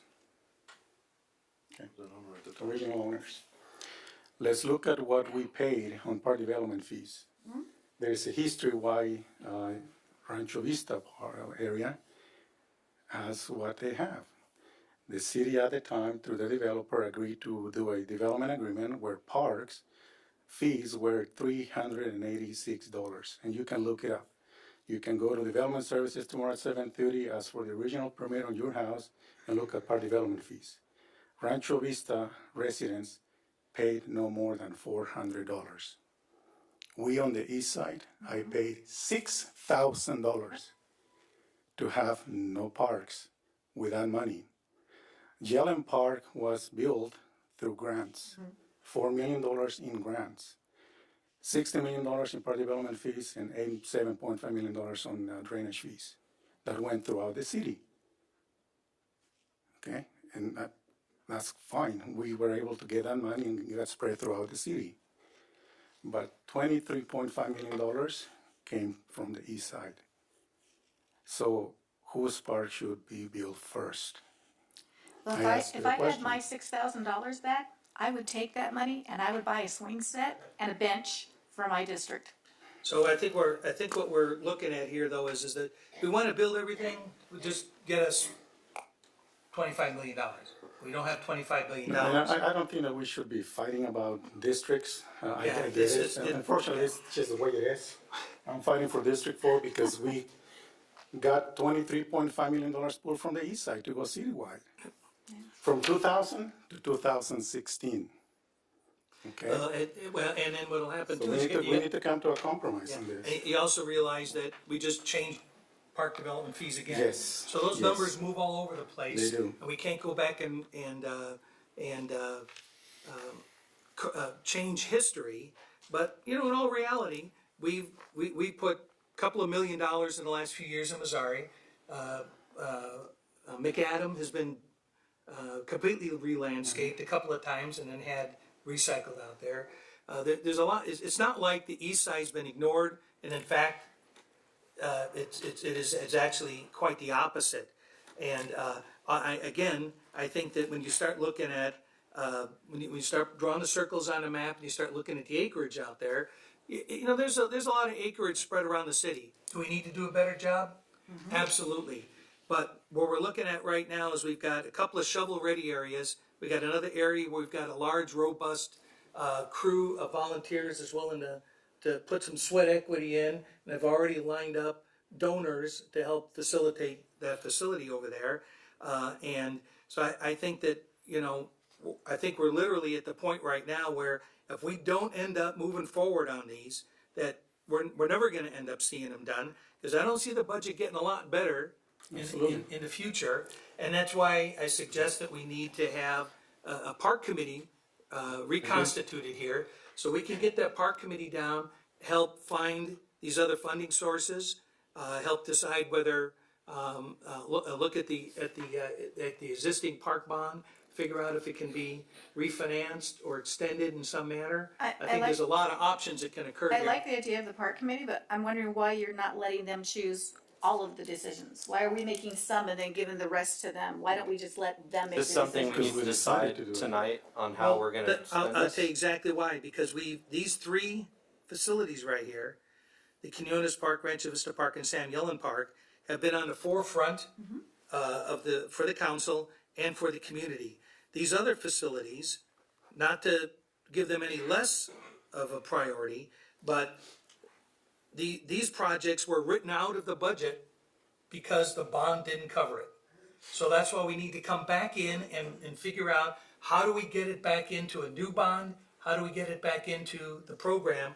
If we can spend all the money planning those items right here, we still haven't figured out how we're gonna get more. We could have 3 more months of pool use, but we can't get the lifeguards out there. So we've gotta solve that personnel issue as well. So I think that we need to give the constituents out there, we need to give the people something that they can sink their teeth into, and that they've been promised for a quarter of a century and for 10 years on those two facilities out there. And then, like I say, start moving forward with the balance of Yellen, because we've got the part of the infrastructures in place out there, and there's been a rough design for that parcel. And then let the park committee come back and figure out, okay, box office and permanent entry But gates. if we're making the decision on the first three, Correct. why don't we just make the decision on the others? And that's where I was trying to I achieve don't a understand why balance. we're piecemealing it out. Well, because I Either think we have that a those park are- commission that will make the decisions, No, or they we'll won't. make the decisions. They will make recommendations to the Okay, council. so why don't we trust them to make all? Well, because you need to step up and make a decision. That's what we get voted in for. And right now, staff has found a resource Right, out I here. was voted in by District 3, Okay. and I don't see a District 3 project that Well, you're you, willing to well, support then right you should now. have been saying something the last 2 years. I have been. Oh, well, You want me, again, I can there- play, you know what? I can play back every one of our council meetings. I can play them back Don't from I Go think, down I that think road. that we agreed on the priorities on the workshops, previous workshops that we had, to complete the projects that have been started, because that would make sense to apply for grants. That would give us an advantage on getting grants. I'm That's okay. what we agreed on. I'm okay with all this, and I agree with what Steve's saying on the 3 projects. what I think is that since we're pulling the money out of the general fund and we're doing this now, we should also include Oasis Park to balance this out and move it forward, because this isn't going to be overnight. It's going to take time. I'd rather pay attention and cover this park in the middle of the city, in addition to take care of the other spots that need attention as well. And the rest of it can go to the park committee. You do see how small Oasis Park is. It's 4 acres. 4. Mr. Partee, I'm gonna go ahead and make a motion. I have a motion on the floor already. I don't know what the motion was. Staff still needs to read the title of the resolution in order for you to adopt the resolution. Right. You could read the title of the resolution. Or I'll read the title of the resolution. Yeah. Resolution number 2019-015, a resolution of the City Council of the City of Palmdale authorizing an interfund loan of $5 million from General Fund Operating Reserves to the Park Development Fund. Okay, so my motion was that we take the necessary steps to commence the balance of construction on Rancho Vista Park, engage the design team and the community garden group on Arnie Q, and then I will modify that, part 3 is take the necessary steps towards completion of Yellen, and I will also add in there the Oasis Park 4 acres, because that's a valid point. So that's the motion. I'll second that. Okay, and then I'll have a follow-up motion on that in a moment. so the electronic machine says that I moved it. Yeah. And then the voice one says that Austin said it. That's all right. So So I made that motion, it was seconded by Austin. Okay, that'll be fine in there. All right, and so what we're doing is we're adding as priority, Arnie Quinones Park, Oasis Park, Rancho Vista, and Sam Yellen. That's correct. And the development of the park committee. Well, the park committee, I'll make that a separate motion here. Okay. So. Okay? Show your votes. Unbelievable. There we go. Thank you. Congratulations. All right. Do we need an actual motion, or can we just provide staff with direction that to bring us back? Give me some guidelines, and then we'll get the park committee going. And I want to engage Marcia here, because she was in there before, and how we can best facilitate that. And I would like each of the council members to start thinking about a representative from their districts. Anybody have any other ideas on that? No, I think it's fair to have representatives from each district. Yep. How many do you want from each district? Oh, at least one. But let's get some names here. And Marcia and I are, what day are you good for breakfast? Let's work it out. Okay, well, let's do dinner. So, that works for me too. We'll work it out. All right? Does that work, Mr. Pertine? I think that works. That gives us a general committee, and then perhaps we can host meetings at each of these park sites with the general committee, so we can get the local input at each of the park sites, because a big piece of this is the public engagement. So forming one citywide committee may not be as good as getting input I'm gonna throughout tell the you city. right now, we throw some grass seed down on about 12 acres, 14 acres out here in the city, you're gonna have people bringing donuts and coffee to you in the morning, I'll tell you that right now. I would think so. So right now, what I'm seeing, just to kind of recap, when we go through this list of projects, there's really only 4. When we start talking about design costs and public engagement, the 4 parks, Arnie Quinones, Oasis, Rancho Vista, and Yellen, are the ones where we really need public engagement to see what are we gonna lay out the parks. I don't think I need the public to come in and tell me what color pool cover to put over the pools, or what size box office to put at Marie Kerr or entrance, those kind of things. But it's the actual design of these 4 remaining parks in the city. And so we have sufficient direction to Well, work on I think we, just 2 years ago, we had all that, was it Measure A or Prop A? I can't. It was keep Measure A, all of Yeah. the community input Right. on Measure A. And so the community was looking at, over at Arnie Q, they wanted to get a set of bathrooms out there, so they weren't stuck being the only facility in the city using Andy Gump out there. And it's, by the way, it's not a dog park. Dogs are not supposed to be off their leash over there, just so you know. So it's a play field. So, but I think we're looking at some additional play field, a top lot, and some restrooms over there. I think it's a good idea, get it dialed in, now that we've got the the garden group that wants to participate in there, they may have some resources that can help in that. Rancho Vista Neighborhood Park, same thing we talked about out there, was we lost a third of that park, a quarter of that park with the fire station. And people are looking for a landscape area, some benches, a tot lot, and a DG trail. How that transforms itself will be great. Oasis Park, I think we're looking at something similar out there. Some landscape, some benches. Might be an opportunity for the public to look at, as was suggested, buy a brick or dedicate a bench or something like that. A lot of communities have done that. Yeah, get that in there. And the same thing with at Yellen Park, there was some designs going on out there. I think we need to dial that in. Yes, and in this process of the four sites, will you be able to see which one of those four is further along a shovel-ready park? I can tell you what it is right now. So we have Rancho Vista, because all the off-sites and everything has been done. So I'm gonna pass you the sign from Yellen Park, which makes it a Like he's shovel-ready tonight already. In 2016, this is a shovel-ready project for design. If that's what you want and the public wants built out there. Let's get them up. It's a 2016 Let's get the meetings design. together and Yeah. see what the public has to say on these. Well, so we have a park architect on retainer, and so we will get the park architect going on this. We'll get a contract going, bring it back to council. Okay. I think it'll be beyond my authority. Let's not eat up all this money in a consultant, please. Right, for sure. I think that is critical, that we're talking about a limited amount of funds right now, and we need to start exploring where those other resources might be. Is there anything else that, do we need to actually take a separate vote on that resolution? You, actually, the vote was on the resolution, and then you provided With clarity to our the city clarity to it? managers Okay. to the direction. All right, we're good on that then, Matt? And you don't need anything else, do you, Matt? Are we good? All right. Okay, everybody understand where we're going now? We're making some progress. All right, outstanding. Let me see here. I want to thank everybody for all these emails. Since I got these printed out, there were a ton more. I'm only gonna print them all. I'll forward them to you guys. Thank you. So if you were here on that item, feel free. We're moving on. Okay, so now I have a note here.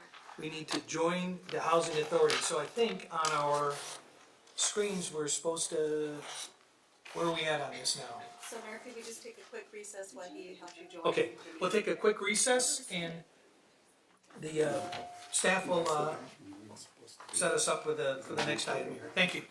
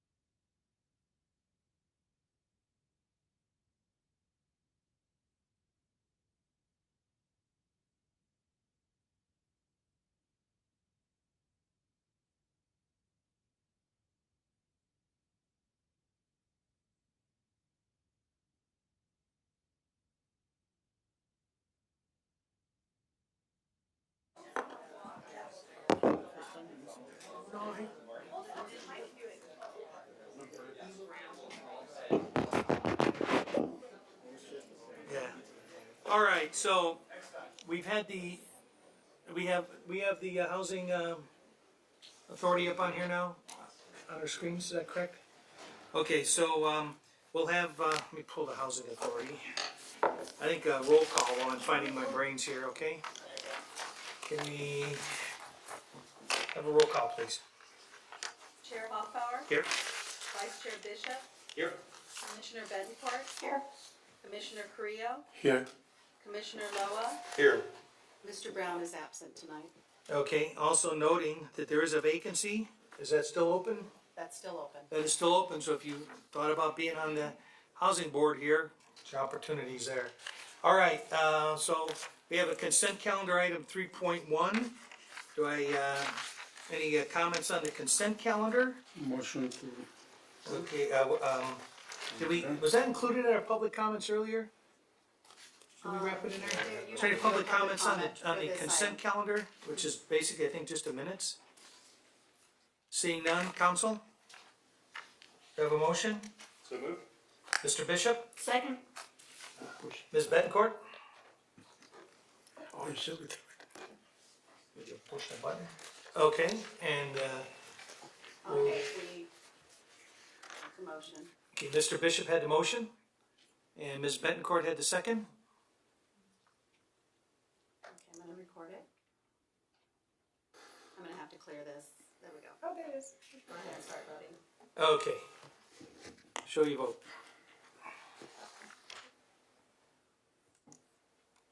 Motion carries 5-0, thank you. Item 4.1, and that is also item number 10.1 from 10.1 on the city council is a joint hearing on this. And staff report, please.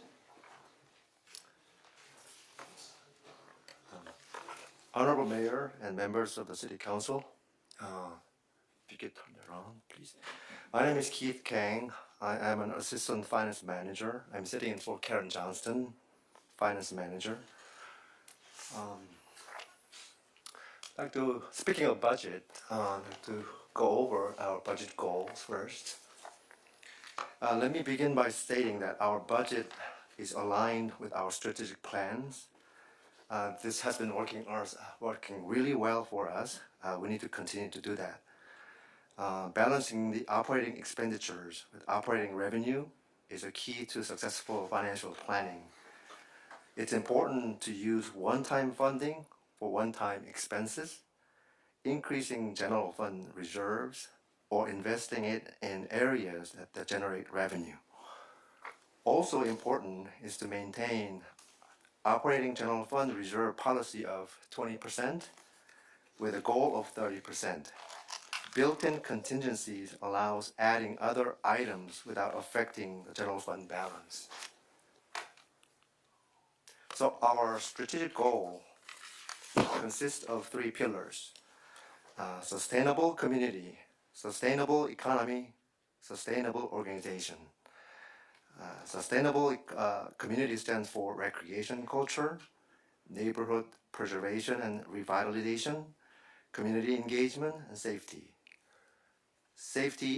Sustainable economy includes infrastructure, diversification, industry clusters, retail revitalization, regulatory approach. Sustainable organization consists of quality services, employee development, financial health, internal, external communication. So during the month of January and February of this year, staff conducted a council survey, and there were 13 priorities provided to council. And the priorities were ranked by council, and 5 priorities were selected. Now here are the 5. Number 1 was public safety and security. Number 2, economic development. Number 3, completion of existing parks. And the next one is park safety. And 5th one is maintenance of existing facilities. I'm sure we went through this all already in the previous session. So, yeah, speaking of budget calendar,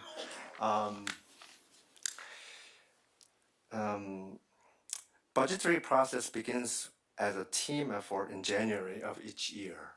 So we had a budget kickoff meeting in January. And the finance staff presented budget calendar for fiscal year 2019 and 20. And then we also get input from departments are provided during the month of January and February. And the next step is, and actually concurrently, it's not a next step, we already received council survey. And then finance division works in cooperation with all departments to formulate projections for upcoming fiscal year. And during the last week of February and first week of March, budget sessions will be held with the city manager and departments.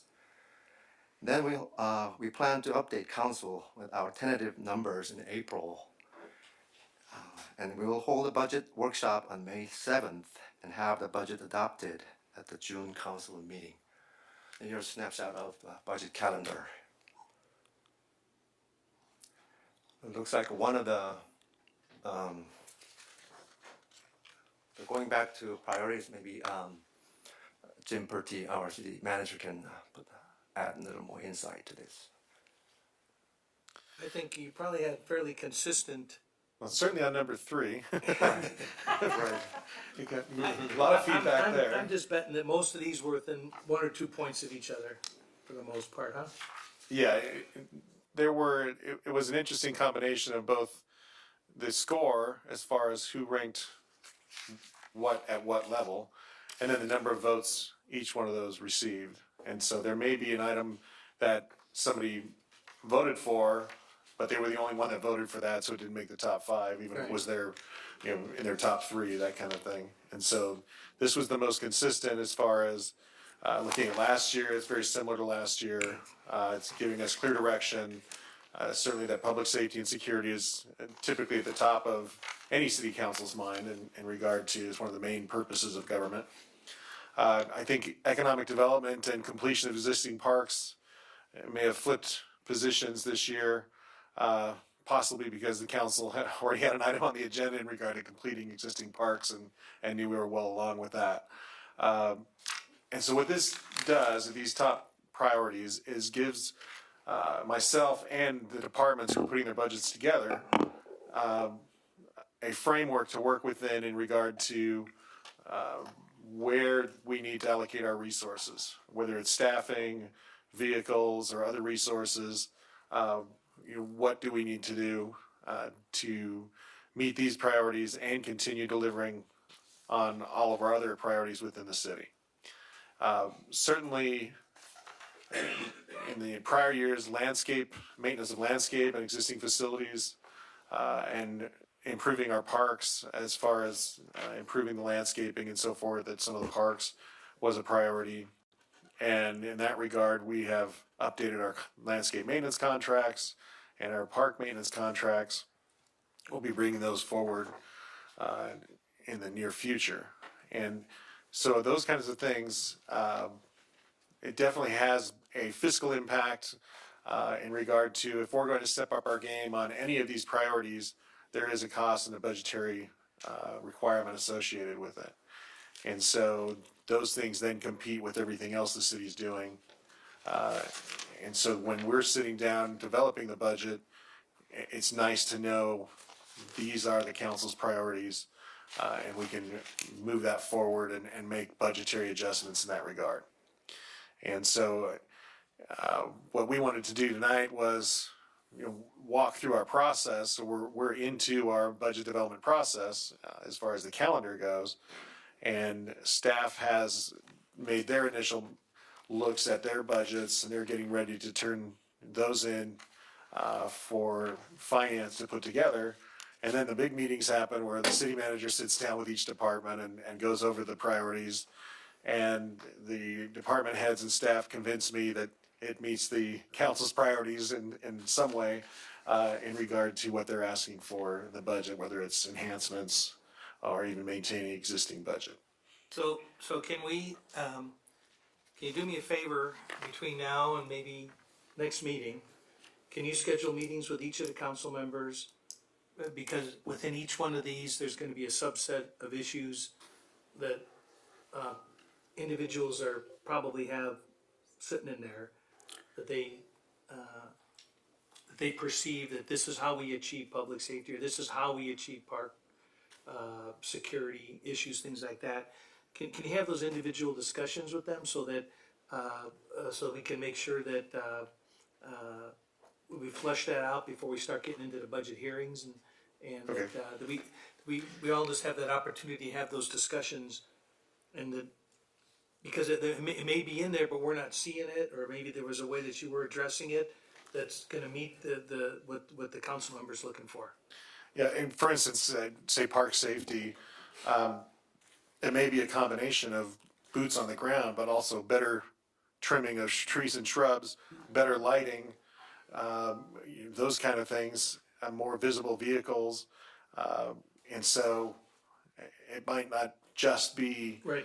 more security officers, CSOs, those kind of things, better communication, more cameras, things that are visible and not visible. And so I could certainly set up meetings with the council as I'd like to have my first probably meeting with staff to see what their ideas are. Sure. And then sit down with the council members individually and go, here's how we're looking at addressing your priorities. Are we on the I'm just right? saying, it just, over the years, we've kind of gotten a PowerPoint, a week before the meeting. Right. And that hasn't fleshed out the issues as well as they could. The process has been much better the last few years, and I'd just like to get it just a little better dialed in, so. Yeah, we need to I really appreciate what you've been doing. We need to open up each one of those items and really just discuss what that means and how we're gonna achieve that. Those are definitely issues that our city has, but we need to figure out how to get there and how we're Right. going to solve these issues. So, yeah, so these are the big kind of overarching policy issues. And then what I try and do in the implementation piece is work with the departments to figure out, okay, here are the multiple things that we're going to do to address the policy issue. And it will certainly be beneficial for both me, staff, and the council to know what's in the toolbox that we're bringing forward to address each of those major issues. Yeah, it kind of seems like maybe the public safety and the park safety can go together. I don't know which one of those would fall under trash. I know it's another separate section, but that seems to be something that still needs to be part. Yeah, facility maintenance. Yeah, facility maintenance, I guess it'd fall under that, but Regarding meeting the needs of each of the council persons for each of these topics, I think we've talked in the past, especially for public safety and park safety, that each of the council persons, I had asked previously that perhaps they get a one-day class on SEPTED, so that they understand some of the terminology, some of the things and processes that can be put in place to create safety in our city. Because when you bring things up on a PowerPoint, a lot of it gets missed in the conversation because they're not talking the same language. So if you have any one-day classes that each of us could take regarding these topics before we actually get to the details, I think that might be helpful. I'll see what's out there, either via webinar or send Yeah, something like to a that would be training. helpful. On number two, I think that's a really valid point, economic development, especially because we are looking at bigger future projects like the airport, Brightline, and all of those big things that are coming into the city. I think that having economic development there on second place, as we agreed, looking at the bigger picture, the bigger vision, and bringing Brightline, the airport, and also the aerospace industry that keeps demanding more jobs for new contracts. And I think that we as a council, we need to move forward in a direction based on what we have told our staff to do, these priorities here. Yeah. That way we'll make it a lot easier for staff to move in that direction rather than having to go into 5 different directions. And I feel like we really have jumped through a very big hurdle the park development issue. Put that one. Let's put that one Lie down. down. But make sure that it happens. Never go.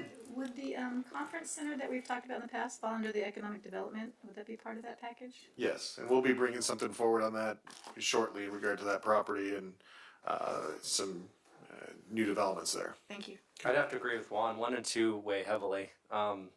Obviously, the value of the city is how safe we can keep it and how secure everyone is. And then the second thing is the economic development. This is the only way the city's going to grow. This is how we're going to get better parks, better schools, better everything. If we're going to continue growing, we're going to need that industry.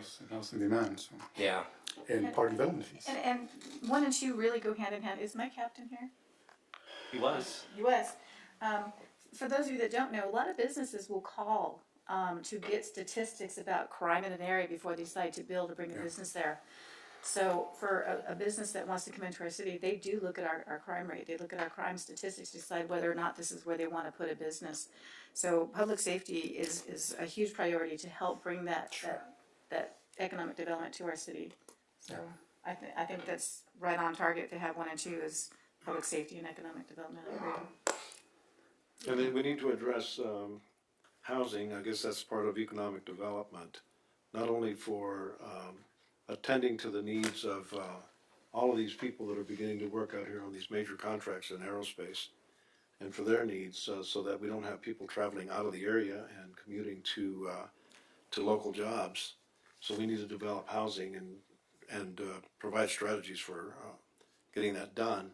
I believe that we recently had a homeless population count. I don't know what the results of that have been, but I don't think we've received the LASA results yet. all right. But that's something that I think we have to keep in mind that is a priority, particularly when we have harsh weather like we've been having the last couple of 3 weeks, and there's folks out there that are without any shelter. So I think that needs to be something that we need to look at. Yeah, I know Saves is trying to do everything they can right now, and I know. the baskets and raising everything. They've done good with that. To get back to the economic development aspect of it, we just did lower the park fees for the houses. So we are doing what we can to incentivize or help spark the developers, get some sticks in the ground, so to speak. Hopefully that comes soon. But yeah, I remember we've been working on the last few meetings is getting these park fees down to something reasonable that will pencil out for the developers. So hopefully we see that soon. Right. All right, anything else? Okay. All right, I think we're I good. think we're good there. All right, is there anything else you're looking for, sir? I'd like to point out about the calendar, in terms of meeting with each council member until the next meeting. Just so you know, we have scheduled a budget review session during the last week of February and March, and we have a council meeting in the first week of March. So if we can get a sense of what the direction is for each item before that timeline. Be thinking about it, guys. Right, yeah. Okay, ladies? Right. Yep, everybody. Right. Great, okay. Thank you. All right, let's see, what's the next item then?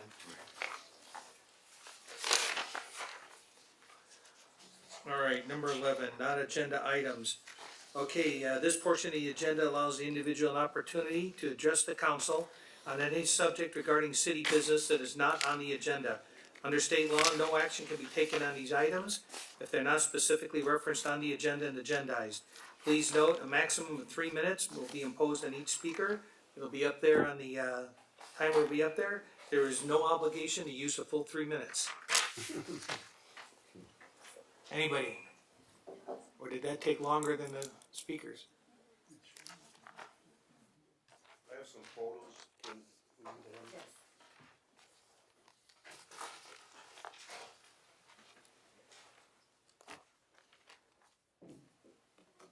Yeah, it's a couple of weeks ago, right after Christmas, or Your name for the record. Mike Borges. Okay. Okay, right after Christmas, the waste management sweeper company Venco, they came through my neighborhood. I live over there by 20th Street West and P8, and whatever sweepers they're using, they just totally put streaks and oils splats all over 3 blocks. So I went through the motions. I called them up and talked to Waste Management, and they were supposed to call me back. They didn't they called me, when I called back, they said they closed the case because I didn't answer my phone.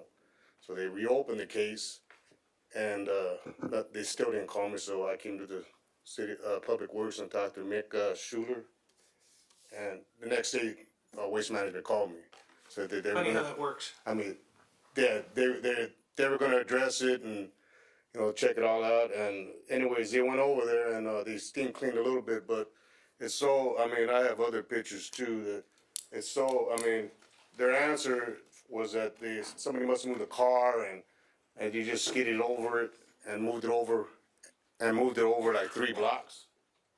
If you stretch out, I live in a dead end. If the guy whoever's driving, he must have been blind. Because otherwise he's gotta leave those pictures for the public record. I'm sorry. Yes, So you can I lose can't it. lose them. That's Okay, no problem. Okay. I'm sorry. That's fine. That's not a- I think the pictures here speak 1,000 words. Yeah. Oh, I know right what this is. Yes. So, Mika sent me a letter that they're saying they don't know where they all came from, but then they said that the car must have moved and they must have skidded all over the place. But we're talking about parks and we're talking about getting a new enlarging Sierra Highway and all that. If the Vanco comes with they must have been their trucks. I'd like to see, can the city look at their trucks, because she says that they said they checked their trucks to make sure that there wasn't any oil leaking twice, and obviously, from that they're leaking. So I looked at their side. They're supposed to have the state-of-the-art stuff. Maybe they're sending us their old equipment that is doing the street cleaning. Is there any way the city council can have them bring their trucks and the city look at their trucks instead of taking their word for it that, hey, we looked at our trucks are good, and I get it. we don't know where that oil came from. Chuck, can I give you these pictures? See that gentleman back there that's nodding? Chuck, wave your hand. That's the director of public works. He's the boss. Yeah, Ben. I talked to Ben Lucia, and he said he was gonna go. It was gonna go up to his level next, but I haven't. Well, I guess he hasn't got back to me. So, but now he's got it now. Yeah, I mean, it's pretty messed up because you can see it's kind of the same pattern. Whatever that truck would take an idle, it would just spray it all over the place. We get it. God forsake that we get that new park with all those flowers and that street cleaner goes over and sprays oil over it, huh? Yep. Appreciate the preparation and the. Good job on projects that. And if you take that back and meet up with Chuck. Okay. And we'll see if we can get that. Chuck, can you get back to us and let us know how that gets resolved? Thank you, sir. Next speaker? Thank you, sir.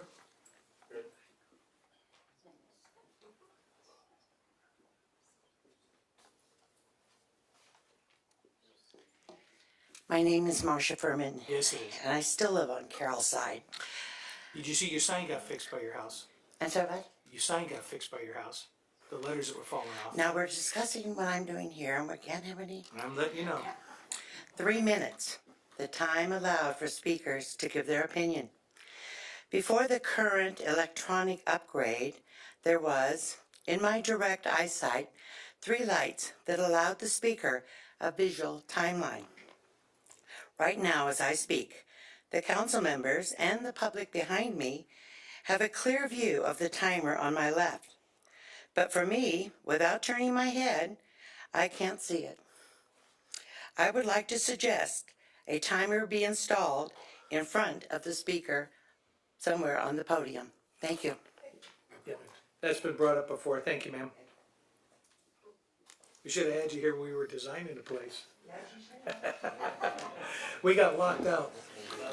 All of a sudden, here it was. Thanks. Anybody else? It looked like you were getting ready to jump up there. Come on down. I had some hands. Yes, I'll hand it. Oh, okay. All right. I'm Michael Craig, and thanks for the opportunity to speak this evening. I've been working with the LA County Sanitation Districts for a little over 10 years, and I'm speaking on behalf of nearly 1,000 fellow employees across 6 bargaining units at the districts. As you may know, sanitation districts oversees a vast infrastructure of solid waste and wastewater operations for 78 cities, including this one, countywide. Our work in science and engineering is vital to both public and environmental health.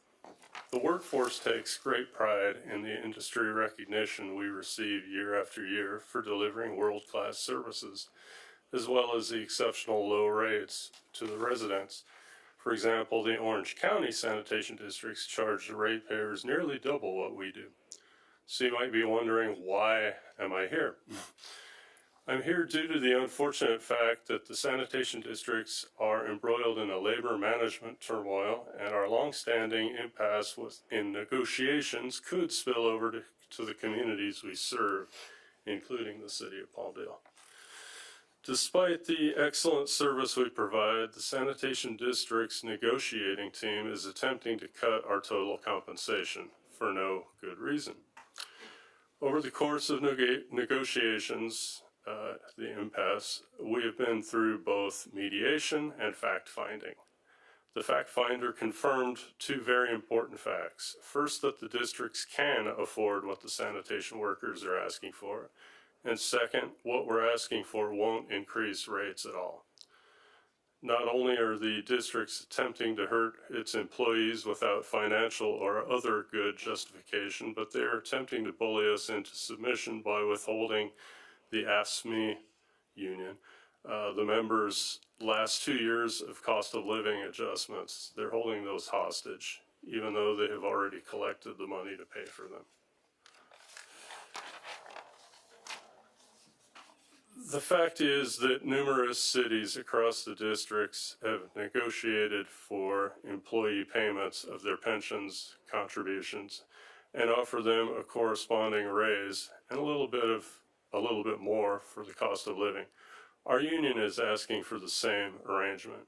To be clear, we are willing to pay our fair share, but we are not willing to be abused.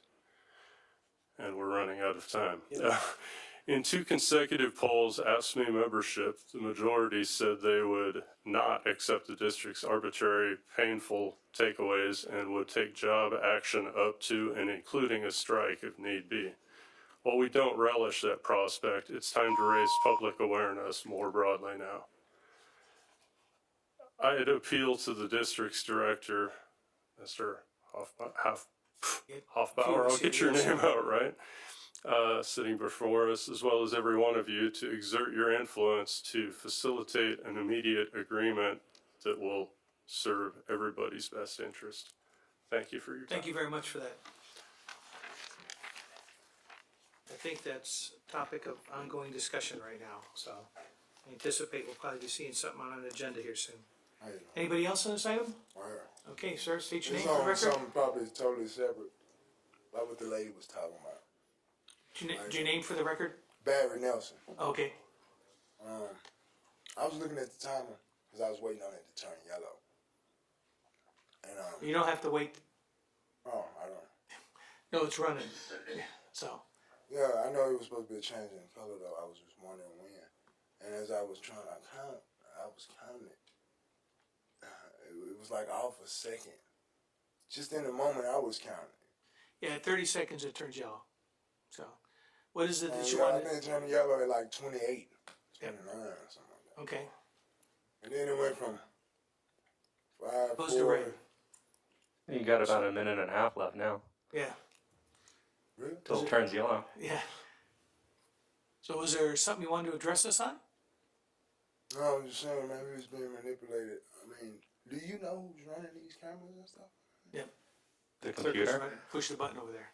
So, yeah. The lady? So when you come up to the dais, she starts the timer, and then it runs its course, and then it's all in Mr. IBM. All right. Well, Okay. Thank you very much. Thank you. Thanks. Anybody else? Very good. All right, we'll move on down to 12.1. So, Committee. Mayor, we Yes, just ma'am. need to take a recess and point back to the city council meeting. Oh, okay. Let's So- close it out. So we'll close out all the other agencies, right? No, just housing authority. Housing, I thought there was another one, okay. So close out housing authority and we'll move on to city council 12.1. Committee memberships, AVTA, you wanna give that, report there? MBTA. Yes, sir. That's you. You could do that? Yeah, well, I attended on January 16th. Oh, no, I'm sorry, that was on January 22nd, there were a number of items that were discussed, including police activity and criminal activity on the various transportation modes. I think that that's an issue that's being well addressed by the Sheriff's Department. There were a number of other items. Yes. And I believe you were there as well, Mr. Mayor? Yep. So, I think that was probably looking at the metrics and looking at the stats. And I'm sorry I jumped the gun on that because AQMD was before that. So, Mr. Bishop, did you want to address that one, sir? Which one was it? AQMD, sir? Oh, AQMD. That was a very light meeting. We did a receive and file. We didn't award anything that meeting. As far as giving any grants or monies away for clean energy, it was December, so I don't think there was much on the agenda to report. Thank you, sir. Contract cities, I'll report on that one. The big topic, in which we participated also in today, has to do with the animal care and control contract. And Mr. Pertee, maybe you could just shed just a little bit of light on that? Give us the Reader's Digest version of that all-day meeting today? The county looked at their animal care and control expenses. I had a consultant take a look at it and then came up with a one-size-fits-all increase to all the cities of somewhere between 240 and 500%, depending on which city. And the cities then got together, had several meetings with the county, culminating in letters from the city to the county, or from various cities throughout LA County to the county Board of Supervisors. Supervisors Barger and Solis put an item on the supervisor agenda today. 14 cities showed up, including the city of Palmdale, with the mayor and myself, to testify in regard to this increase in cost without the commensurate look at internally as to whether there were any efficiencies could be gained by taking a look at the organization before they pass their costs on. And so the item that was approved unanimously by the Board of Supervisors was to suspend any rate increases to our animal care contracts until such time as they've audited their own internal groups and seen if they could gain efficiencies before coming after Yeah, I us think for they got more a little money. bit beat up over the fact that CVS thing showed the guys sleeping in their trucks and stuff. The garage sales Yeah, and and all that sleeping kind of and stuff. going That to the didn't help, gym yeah. and things like that. It kind of threw a wrench into their plans a little bit, and then the cities uniting. I think they got a little bit of a religious moment there because it was already one city pulled out and went to a neighboring city jointly operating with their humane society. Correct. And they know that every other city is talking about it. So just because we have a county contract doesn't mean it stays. So I think they're getting a little bit, they're having a little eye opening here because they know that everybody is not happy about that. So thank you for your words today, and that was very helpful. So thank you. The audit committee and the investment committee, did you guys meet? No meetings on those? High Desert Corridor. Did the High Desert Corridor meet, or did we just have a briefing? Wasn't it? Wasn't that? I believe it was just a briefing with Mr. Behan. Right. So with the newly elected state representatives, we have some coming up with the others as well, right? Okay. Let's see what's next here. League of California Cities. Richard, did you want to report on? You took some additional training with the league. I did. And just maybe give us the rundown. Well, there were several areas of interest that I think that assisted me in knowing better what to do to serve the community. We talked about legal powers and obligations, financial responsibilities, which dovetails with this budget issue that we're going to be working on the next few months. Our role in land use planning. There was quite a discussion of moves, and these are perpetual moves by the legislature to try to take more control away from local governments and centralize them in Sacramento. I thought that was very interesting, and gives us tools, I think, to resist that, because I think it just doesn't make sense to try to centralize things, particularly when they're affecting people right here in our own community. Relationship between the city council and city management. I think there was a very entertaining session with the dysfunction junction skit that was put on, that was basically council members and a city manager and a mayor basically having a very dysfunctional meeting. So they demonstrate how I remember meetings should be seeing more appropriately conducted. I remember that 2 years ago when I went, and the city attorney was wearing a backwards hat. Yeah. It was, and people were on their cell phones and discussing with each other items that probably violated the Brown Act. So all in all, I think it was very productive. I enjoyed it. It gave me an opportunity to meet with Mr. Partee and get to know him better. There was also a seminar on how to get along with your city manager and concentrate on the positive, making sure that we're not going to be disruptive to the city, to the community. So it's important that we have that kind of working relationships. Naturally, the important part of the council is that we are setting policy, and we're not micromanaging staff. But I mean, it's important for us to have the leeway and the independence to set an agenda, set a policy for the city, give it direction. So as far as that was concerned, it was productive, Mr. Mayor. Thank you. I attended the same one a couple weeks later over in Irvine. The basic difference was we had a special roundtable for the mayors, and we got to. It's amazing how much everybody's got in common when you sit down and start talking, and somebody will bring something up, and it's like, oh yeah, that's right. How did you handle that? You know, it. I think I got a lot out of it as well. Also, League of California Cities, we had policy committee meetings and a public safety policy committee. I missed that because I got held back because we'd had an incident in town here, and I missed my flight, and I ended up getting up there. I got rebriefed on a lot of the public safety bills coming down, housing bills, and transportation bills we discussed the next day.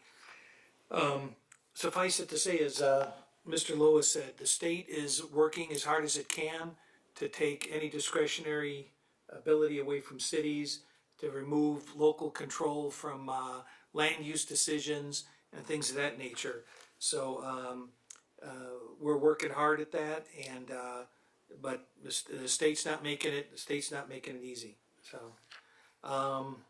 also on League of Cities on Friday, we are the sponsor on Friday for the Desert Mountain Division. So there'll be probably not Mammoth, because I got a feeling there'll be snowed in. But our district runs from Mammoth all the way out to Needles, 29 Palms, and all points in between there. So it'll be, all the reps will be here, and please come, council members, and we'll. It's Friday. This Friday? This Friday, the 8th. 10 a.m. Oh, it's, yeah, starts at 10 o'clock, and then we'll have a lunch speaker, and then I think we have an exciting and informative tour lined up afterwards. So, but try to make that if you can. Sorry, is that gonna be in the chambers? Or Yeah, it'll be over in Chimboli Center. Yeah. Thank you. Okay, next item is sanitation. I think Mr. Bishop went to that one, right, sir? Yeah, that was me. I'm the alternate on that board, so I filled in for you while you're out of town. One of the items for business was to elect a chairperson. That we did defer and save it for the next meeting. We had a receive and file and a bunch of authorizations for assurance of purchase orders. Other than that, it was business as usual. Okay, NCTC, Mr. Lowe, would you like to handle that one briefly? Well, I'll give it a shot. Meeting was held, well, it was here in January. I'll help you with some stuff. I was there too. Get your notes? Yeah. Somebody handle it. All right. A lot of good updates. It's a new board that we formed. I think that's one of our first of many meetings. We had updates from Highway Patrol, MetroLink, High Desert Corridor. We talked about the Virgin Express train or the Vegas train that that's hopefully soon to come. They're supposed to have an IPO soon, so we're going to see how that does. It came out the other day. Yeah. Update from Caltrans, high speed rail. A bunch of agencies kind of brief us on where they're at, where they're going, and what we expect in the future. I know one thing that I brought up that was kind of an issue, and that was with Caltrans, is the section between Rancho Vista and Palmdale Boulevard. They're under construction, and they took the lines away. And we talked a little bit about that, about adding perhaps the lines back on the freeway so people know where to drive. And I think they did that recently, but it was gone for almost a couple months, and a little scary because you'd be driving and all of a sudden the lanes would disappear. And I know all of us have driven that because there's almost no way around it if you commute or work in the valley. So we talked about that. We got some updates on the safety on the metro since they've added security onto the trains.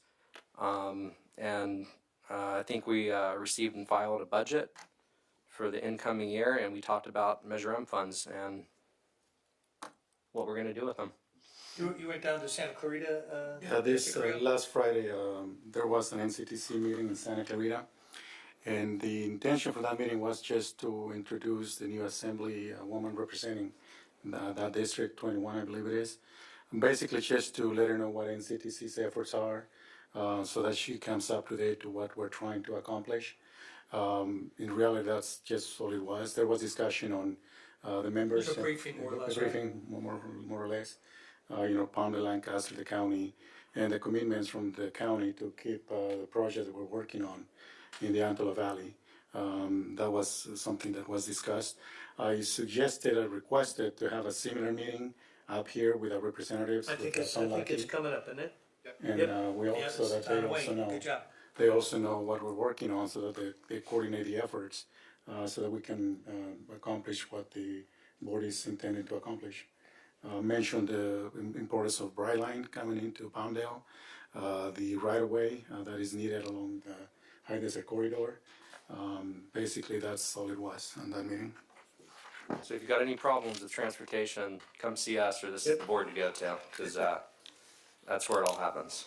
Recycle Water Authority, did you guys have a meeting? Yeah, they did. We did. Okay. Yeah, we did. We had a meeting. I asked for an update on the damage the rains caused in the Little Rock Dam, the work they're doing over there right now.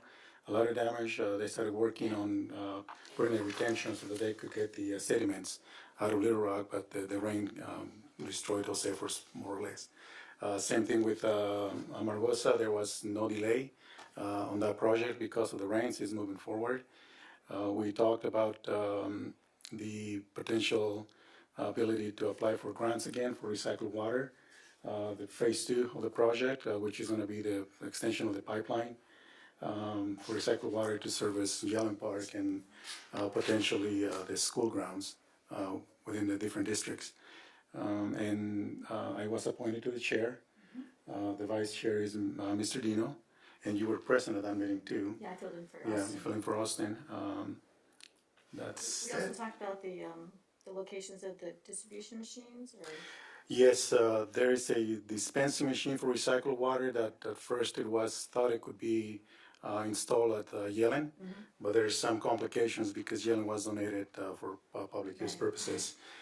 So we're looking at an alternative location when the funding becomes available. That's it, right? Yeah. We need that recycled water station sooner than later. I can't stress the fact, because there's auto detailers, the construction that's about to come. I mean, there's just endless uses. To not throw good water on the ground. Right. Excellent. Okay, so let's see. Next one was SCAG. We had our meeting just before the last meeting, and so we've got another meeting upcoming. So I'll report on that when the time comes.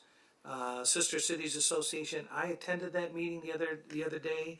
They're getting ready to gear up. There's they have a big fundraising shindig coming up. Becky, do you remember the date on that one coming up? No, I don't. I'm sorry. It's in March, isn't it? March, but It's in March. Watch, you'll start seeing some flyers up in windows. We'll post that information.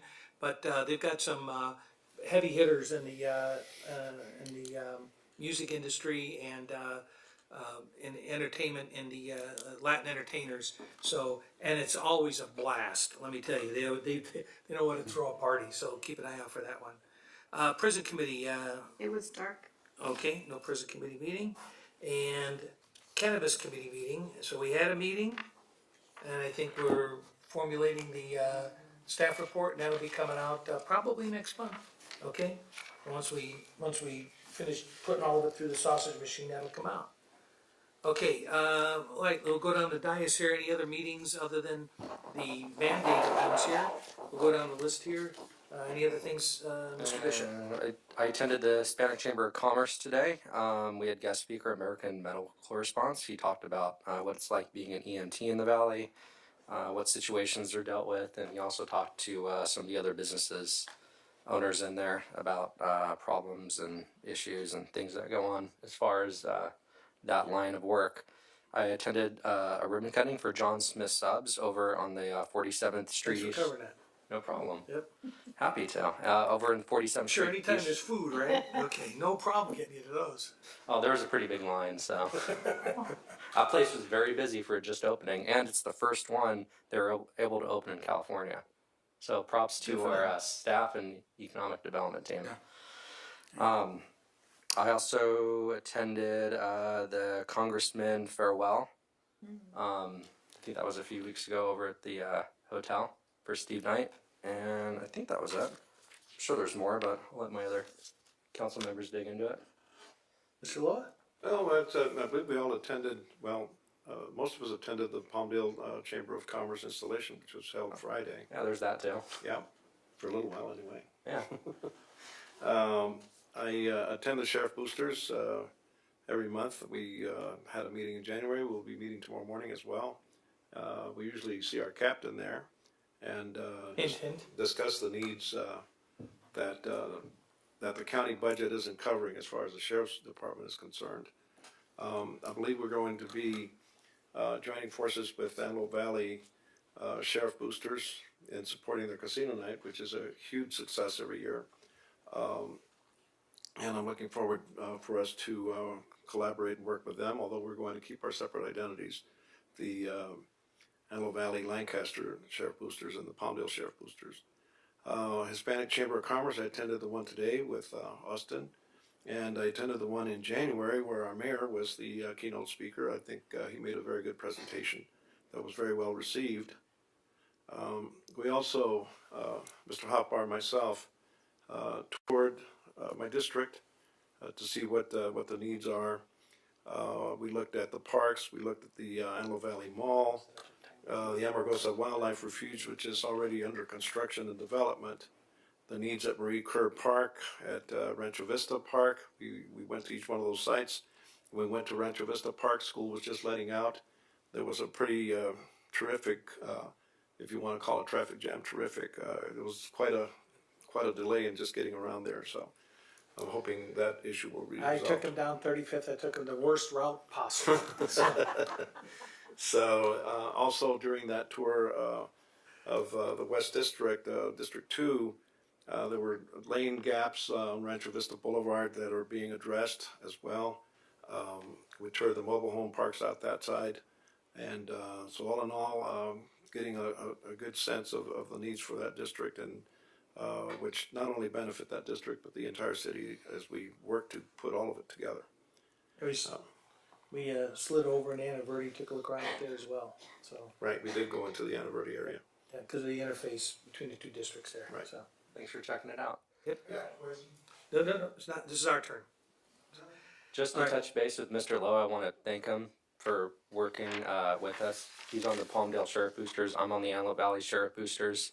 Having them on already council and then being on that board has helped us collaborate. This is a good thing for our Palmdale deputies. They're going to be getting even more of the extra equipment and supplies that they need. Absolutely. It's a good thing that we're working together, because there's a lot of stuff and equipment that they could use in the near future. Power is power in numbers. Yes. I appreciate that collaboration that you gentlemen are working on there. Anything else? You good? I think we did meet Mayor, myself, city staff with the Auto Mall folks there, and some of the landscaping issues that need to be addressed there. But I think the staff is already working on that. funds are in place. Think we're getting a lot closer. Yeah. I think we're almost there. So. I think that's an issue. We really need to address that and keep those folks happy there.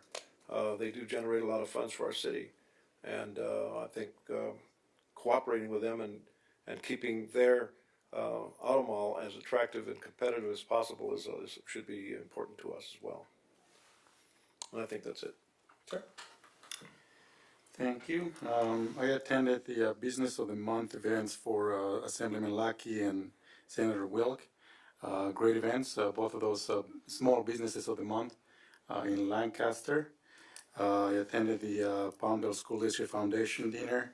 Great success. They raised over $80,000 to buy music equipment for the school program. The kids did play, young kids, maybe 12, 13, full mariachi band. Really impressive the way that those kids can play and learn how to play music. Part of that was Barbara contributed to that. Yes. She won some baskets. So. Thank you. Yeah. The Martin Luther King Annual Gala Dinner, attended that on the 15th. And I also attended the Congressman Farewell event that I think the entire council was there, right? So those are the events that I attended. That's it. Yeah. I filled in for the Recycled Water Board for Austin, and I attended the Congressman's farewell event. I also completed my ethics training, my sexual harassment training, all the things that are due at the first of the year. I noticed that our season of service has been delayed somewhat because of the rain, so I'm hoping that anybody who's listening that still wants to participate in some of the cleanup events that we have throughout the city for the season of service, that they'll watch for the new dates after the rain stops. And that's pretty much it for me. So following out on that event, are we going to reschedule that, Mr. Perti, or we're going to go ahead with the March 2nd event? We're gonna have to watch the weather and Absolutely. give ourselves some time to get our flyers back out and get our volunteers and everything coordinated. So I'll have staff get back to the council. Oh yeah, definitely. Yeah. Okay. Because I did get a couple of emails from people asking to make sure we let them know. Yeah. Because they want to participate. Yeah. Following up on Ms. Bettencourt, League of Cities did provide sexual harassment training and ethics training as well, and I participated in both of those and got certificates, so that's been completed. Good.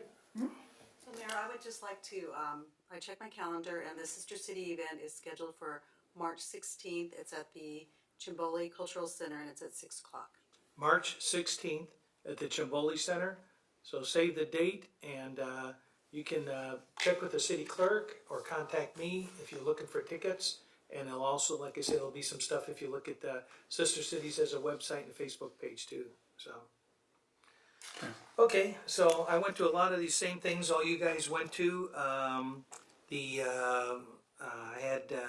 got called at the last minute and happened to be sitting around doing nothing when the Chris Biker, Minding Your Business, called me in and had me do a little radio interview. I had a great meeting with our friends from South Korea about their wind equipment. You see the vertical unit that spins over there on Sierra Highway. So they're looking for some demonstration projects. I talked with some folks about potential racetrack. Met with some mental health folks. I went downtown for the offer the reward for the young man that was shot. We got anything back on that, Cap? Has anything come back in yet? No, sir, not yet. Okay, so with the county, we're participating in offering a reward for for a young man that was killed a couple of years ago out on Old Herald Road, and the case is really not generated a lot of information, and they're trying to jog some people's memory with some money here. So participated at the Liability Trust Fund Board. That's always a great time. So if anybody is ever wants to lose several hours of your life, that's a great time to go down there and listen to all the stuff. And then I tell you what's most amazing on that is when you read the complaint, then you see the video that they didn't know was being done, or the store video, or the jail video, or whatever it was, and it's like you look at two completely different events there. So needless to say, We've had some very good luck lately, though, in reducing some claims, just because the having good information and good follow up by the supervisors. So I'm encouraged. They're not going away, but most of the stuff is trending down, and we're looking for all of them to trend down. But in all reality, our deputies are out there doing a great job. Let's see, League of Cities, I met with our assemblyman and our state senator. We kind of went over some local issues here. I'm going to tell you what, one of the most moving events that you can go to each year is the Justice Sunday event that they do up at the LPAC. And it's the kids put this program together. They make the screenplay. It's really a moving event, and it really it's an eye opener, and it's something that when you get the opportunity to do it, it's usually the Sunday of the Martin Luther King weekend. I think most of you guys covered most of these other items. A whole lot of meetings. I never knew there were that many meetings in my life, but there are. And you know what? It's all good because we got to get that information going back and forth. Let's see. I'll be out of town with next week with I'm going to be up in Sacramento with SCAG. So we'll try to advance our local agenda while we're working on some of the regional stuff as well there. Went to the Gavar installation, school district. The whole calendar. Anybody else wants to see it, I'll be happy to share it with you. So, anything else, Mr. Pertine? No, I have nothing to add. Okay. We have a closed session, Mr. City Attorney? We have a few items for next time? 12.2, not that I. Oh, okay. Oh, all right, yeah. So, jumping the gun. Any items that you want to get further discussion on, to bring up? Why, yes, thanks for asking. For next time, I know we can't discuss now, but I would like to talk to our council about supporting an opposition to the 4 p.m. bar closing that the state's proposing. I don't think that would be good for our city, and I want to put in a letter of protest to Sacramento against that policy. You know what I'm talking about? I guess the CAPA. I can take a look and see if the league's opposing it, then we don't need to bring it back to council. I can do an opposition letter. Okay. If not, then we'll bring something back to council. Yeah, I just think keeping the bars open even later would just be very unhealthy for our community. I also wanted to see if we could maybe work with the water district on some new drop-off boxes for people with medication. The sheriff's department no longer has our drop-off box out front. And so people have, of course, what they do is they start flushing them again and throwing them in the trash. And I wonder if we could work with the water district to maybe put a box in front of the city or in front of the water district and let them, take that responsibility. I did not know that was gone. I just told somebody that they get. Well, I know that there's. I don't know about pharmaceuticals. I know that Sharp Drops. I know that my pharmacy has a box there.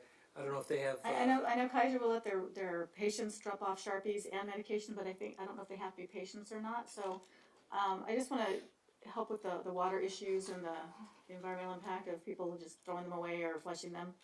The water district, and I talked to some of them about it, and the drop-off boxes are getting fewer and farther between. So the only other thing I wanted to maybe discuss next time, if we have the opportunity, is the Children's Museum and what we're proposing for that. And if in the new museum we could have at least one little room with the history of Palmdale, maybe we can, once we get started on it, ask people for donations for old things from Palmdale. Yeah, well, you know what? We have that. Yeah. It's like that scene from Raiders of the Lost Ark, the Fred Strasberg collection. It's in there. Where it is, and it's not easy. But I think that's something that we've talked about, is getting that building converted over there. And that was one of the topics that I had when I was talking with the chamber about, is maybe partnering with them for staffing and stuff. So I think it's something that I think we're going to see something soon, aren't we? We have a couple grant applications in on that, so we'll see how that's going. there will be a need certainly for curators, docents, people to take care of the things that get handed to us, and be able to catalog that history and so forth, and not just have things show up at our doorstep, so that we have it truly is historic. Yeah, don't clear out your garage and bring it to us. I No, we've got enough illegal dumping without doing legal dumping here. So we can certainly bring something forward on that. I don't know if we're ready yet for like a workshop to get into this. I'd like to see some funding sources, but we can certainly go over what we've accomplished up to this point, and start getting some concepts going. Other members? That's good. For me, the application period for the planning commissioner just closed on Thursday. I believe there were 5 applicants. I just picked up the applications from my desk today. Since the next council meeting is gonna be on March 4th or 5th, I'm gonna be going to Dallas with JJ to go on a P3 conference. I won't be able to be present here, and I think that it's important for us to get that appointment, because in March there's going to be a planning commissioners training coming up. So why don't you get it forward, you and I can get together and we can advance it. Well, I actually wanted to see if we could put that on the workshop that we have on the 19th. Good idea. That way we can make that appointment if it's possible. Yeah, as long as I have a consensus from the council. I hate to put things on the workshop agenda, but this is one of those urgent need things. I think we already have an urgent housing authority need as well. Yep. To meet a timeline, and so I think this is really smart. Yeah, good idea. I'm okay with that. Yep. Okay, thank you. There's also a library board position open and housing authority board position open as well. So everybody keeps saying they want to get involved. And the GPAC, don't forget the GPAC, the application for the General Plan Advisory Committee. That's also very important for people to know about. Are we all good? One more thing. As the animal control topic keeps evolving, and I know we had some action today at the county level as far as freezing it, I wanted to give direction to our staff to open up a discussion with a consultant that I found that could open up some options of what we might and can be possibly able to do in the future. It's just nice to have the options. Did you give the information to Mr. Bertie? Not yet. You get it, because I know you're working with the other city managers, and I think if the more options we're looking at, I think it motivates the county to sharpen their pencil a lot more. And that we may have be able to look at some things, because Mr. Bishop's idea here may be able to provide us with the consultant may be able to provide us with some additional options. Right. Where we don't have to take over all of it, we may be able to take over some pieces of it. Right, we're looking for a win-win here as far as saving money for the city and not having to pay as much per intake on the animal, and then the kill rates as well. We want to aim towards having a low or no kill shelter if possible. So this consultant's going to open up some options for us and kind of show us the way. See what the guys got to offer, and see what the other city managers think. I know that our neighborhood services staff has been working on it, and so I can get with them, and then also reach out to other city managers that have already shown some interest in looking at different methods for achieving this. Okay. One additional thing for the housing item that's on the agenda for the meeting that is to be held here in February. One of the things that was discussed at League of Cities was the governor's budget, including hundreds of millions of dollars for housing, which cities have to line up to get that money, and I want to make sure that we're that we're online with that, prepared for that. So I don't know if you want to put it in the workshop, or perhaps it could be for the March. Yeah, our February workshop, there's some transitions happening on these workshops, but the February one is going to be a public safety workshop coming up on the 19th. And then I'll have to take a look at that. After that, I believe it was public art and so forth. So we'll include that in any kind of discussion as we're working through. Let's keep our eye on that, housing though, alternatives, because there's positives and negatives coming out of Sacramento. Yeah, a lot more negatives than there are positives, I'm telling you, so. But But there's you know a- what, if you don't ask, the answer is no on these things too. So there may be some areas where, we might be able to find something beneficial within that. Quite a bit of money is being allocated. Let's keep in mind though, $500 million, they've gotten more than that from the 3 North County cities since they closed down redevelopment. And that's all they're giving back to the entire state. Yeah. So just to keep it in But we- perspective. We still have to be Yeah. there for the money when it Yeah, gets we need to doled get out. the biggest piece of the pie, We should. Yeah, well, and that's all there be is careful to what it. you ask for. That's all right. All right, let's, Second. we're gonna adjourn to, closed session. We have no comments for closed session? Public comment for closed session? Oh, okay, is anybody on that, on the specific item for the closed session? Did somebody have any comment? Do you know what this closed session item is, sir?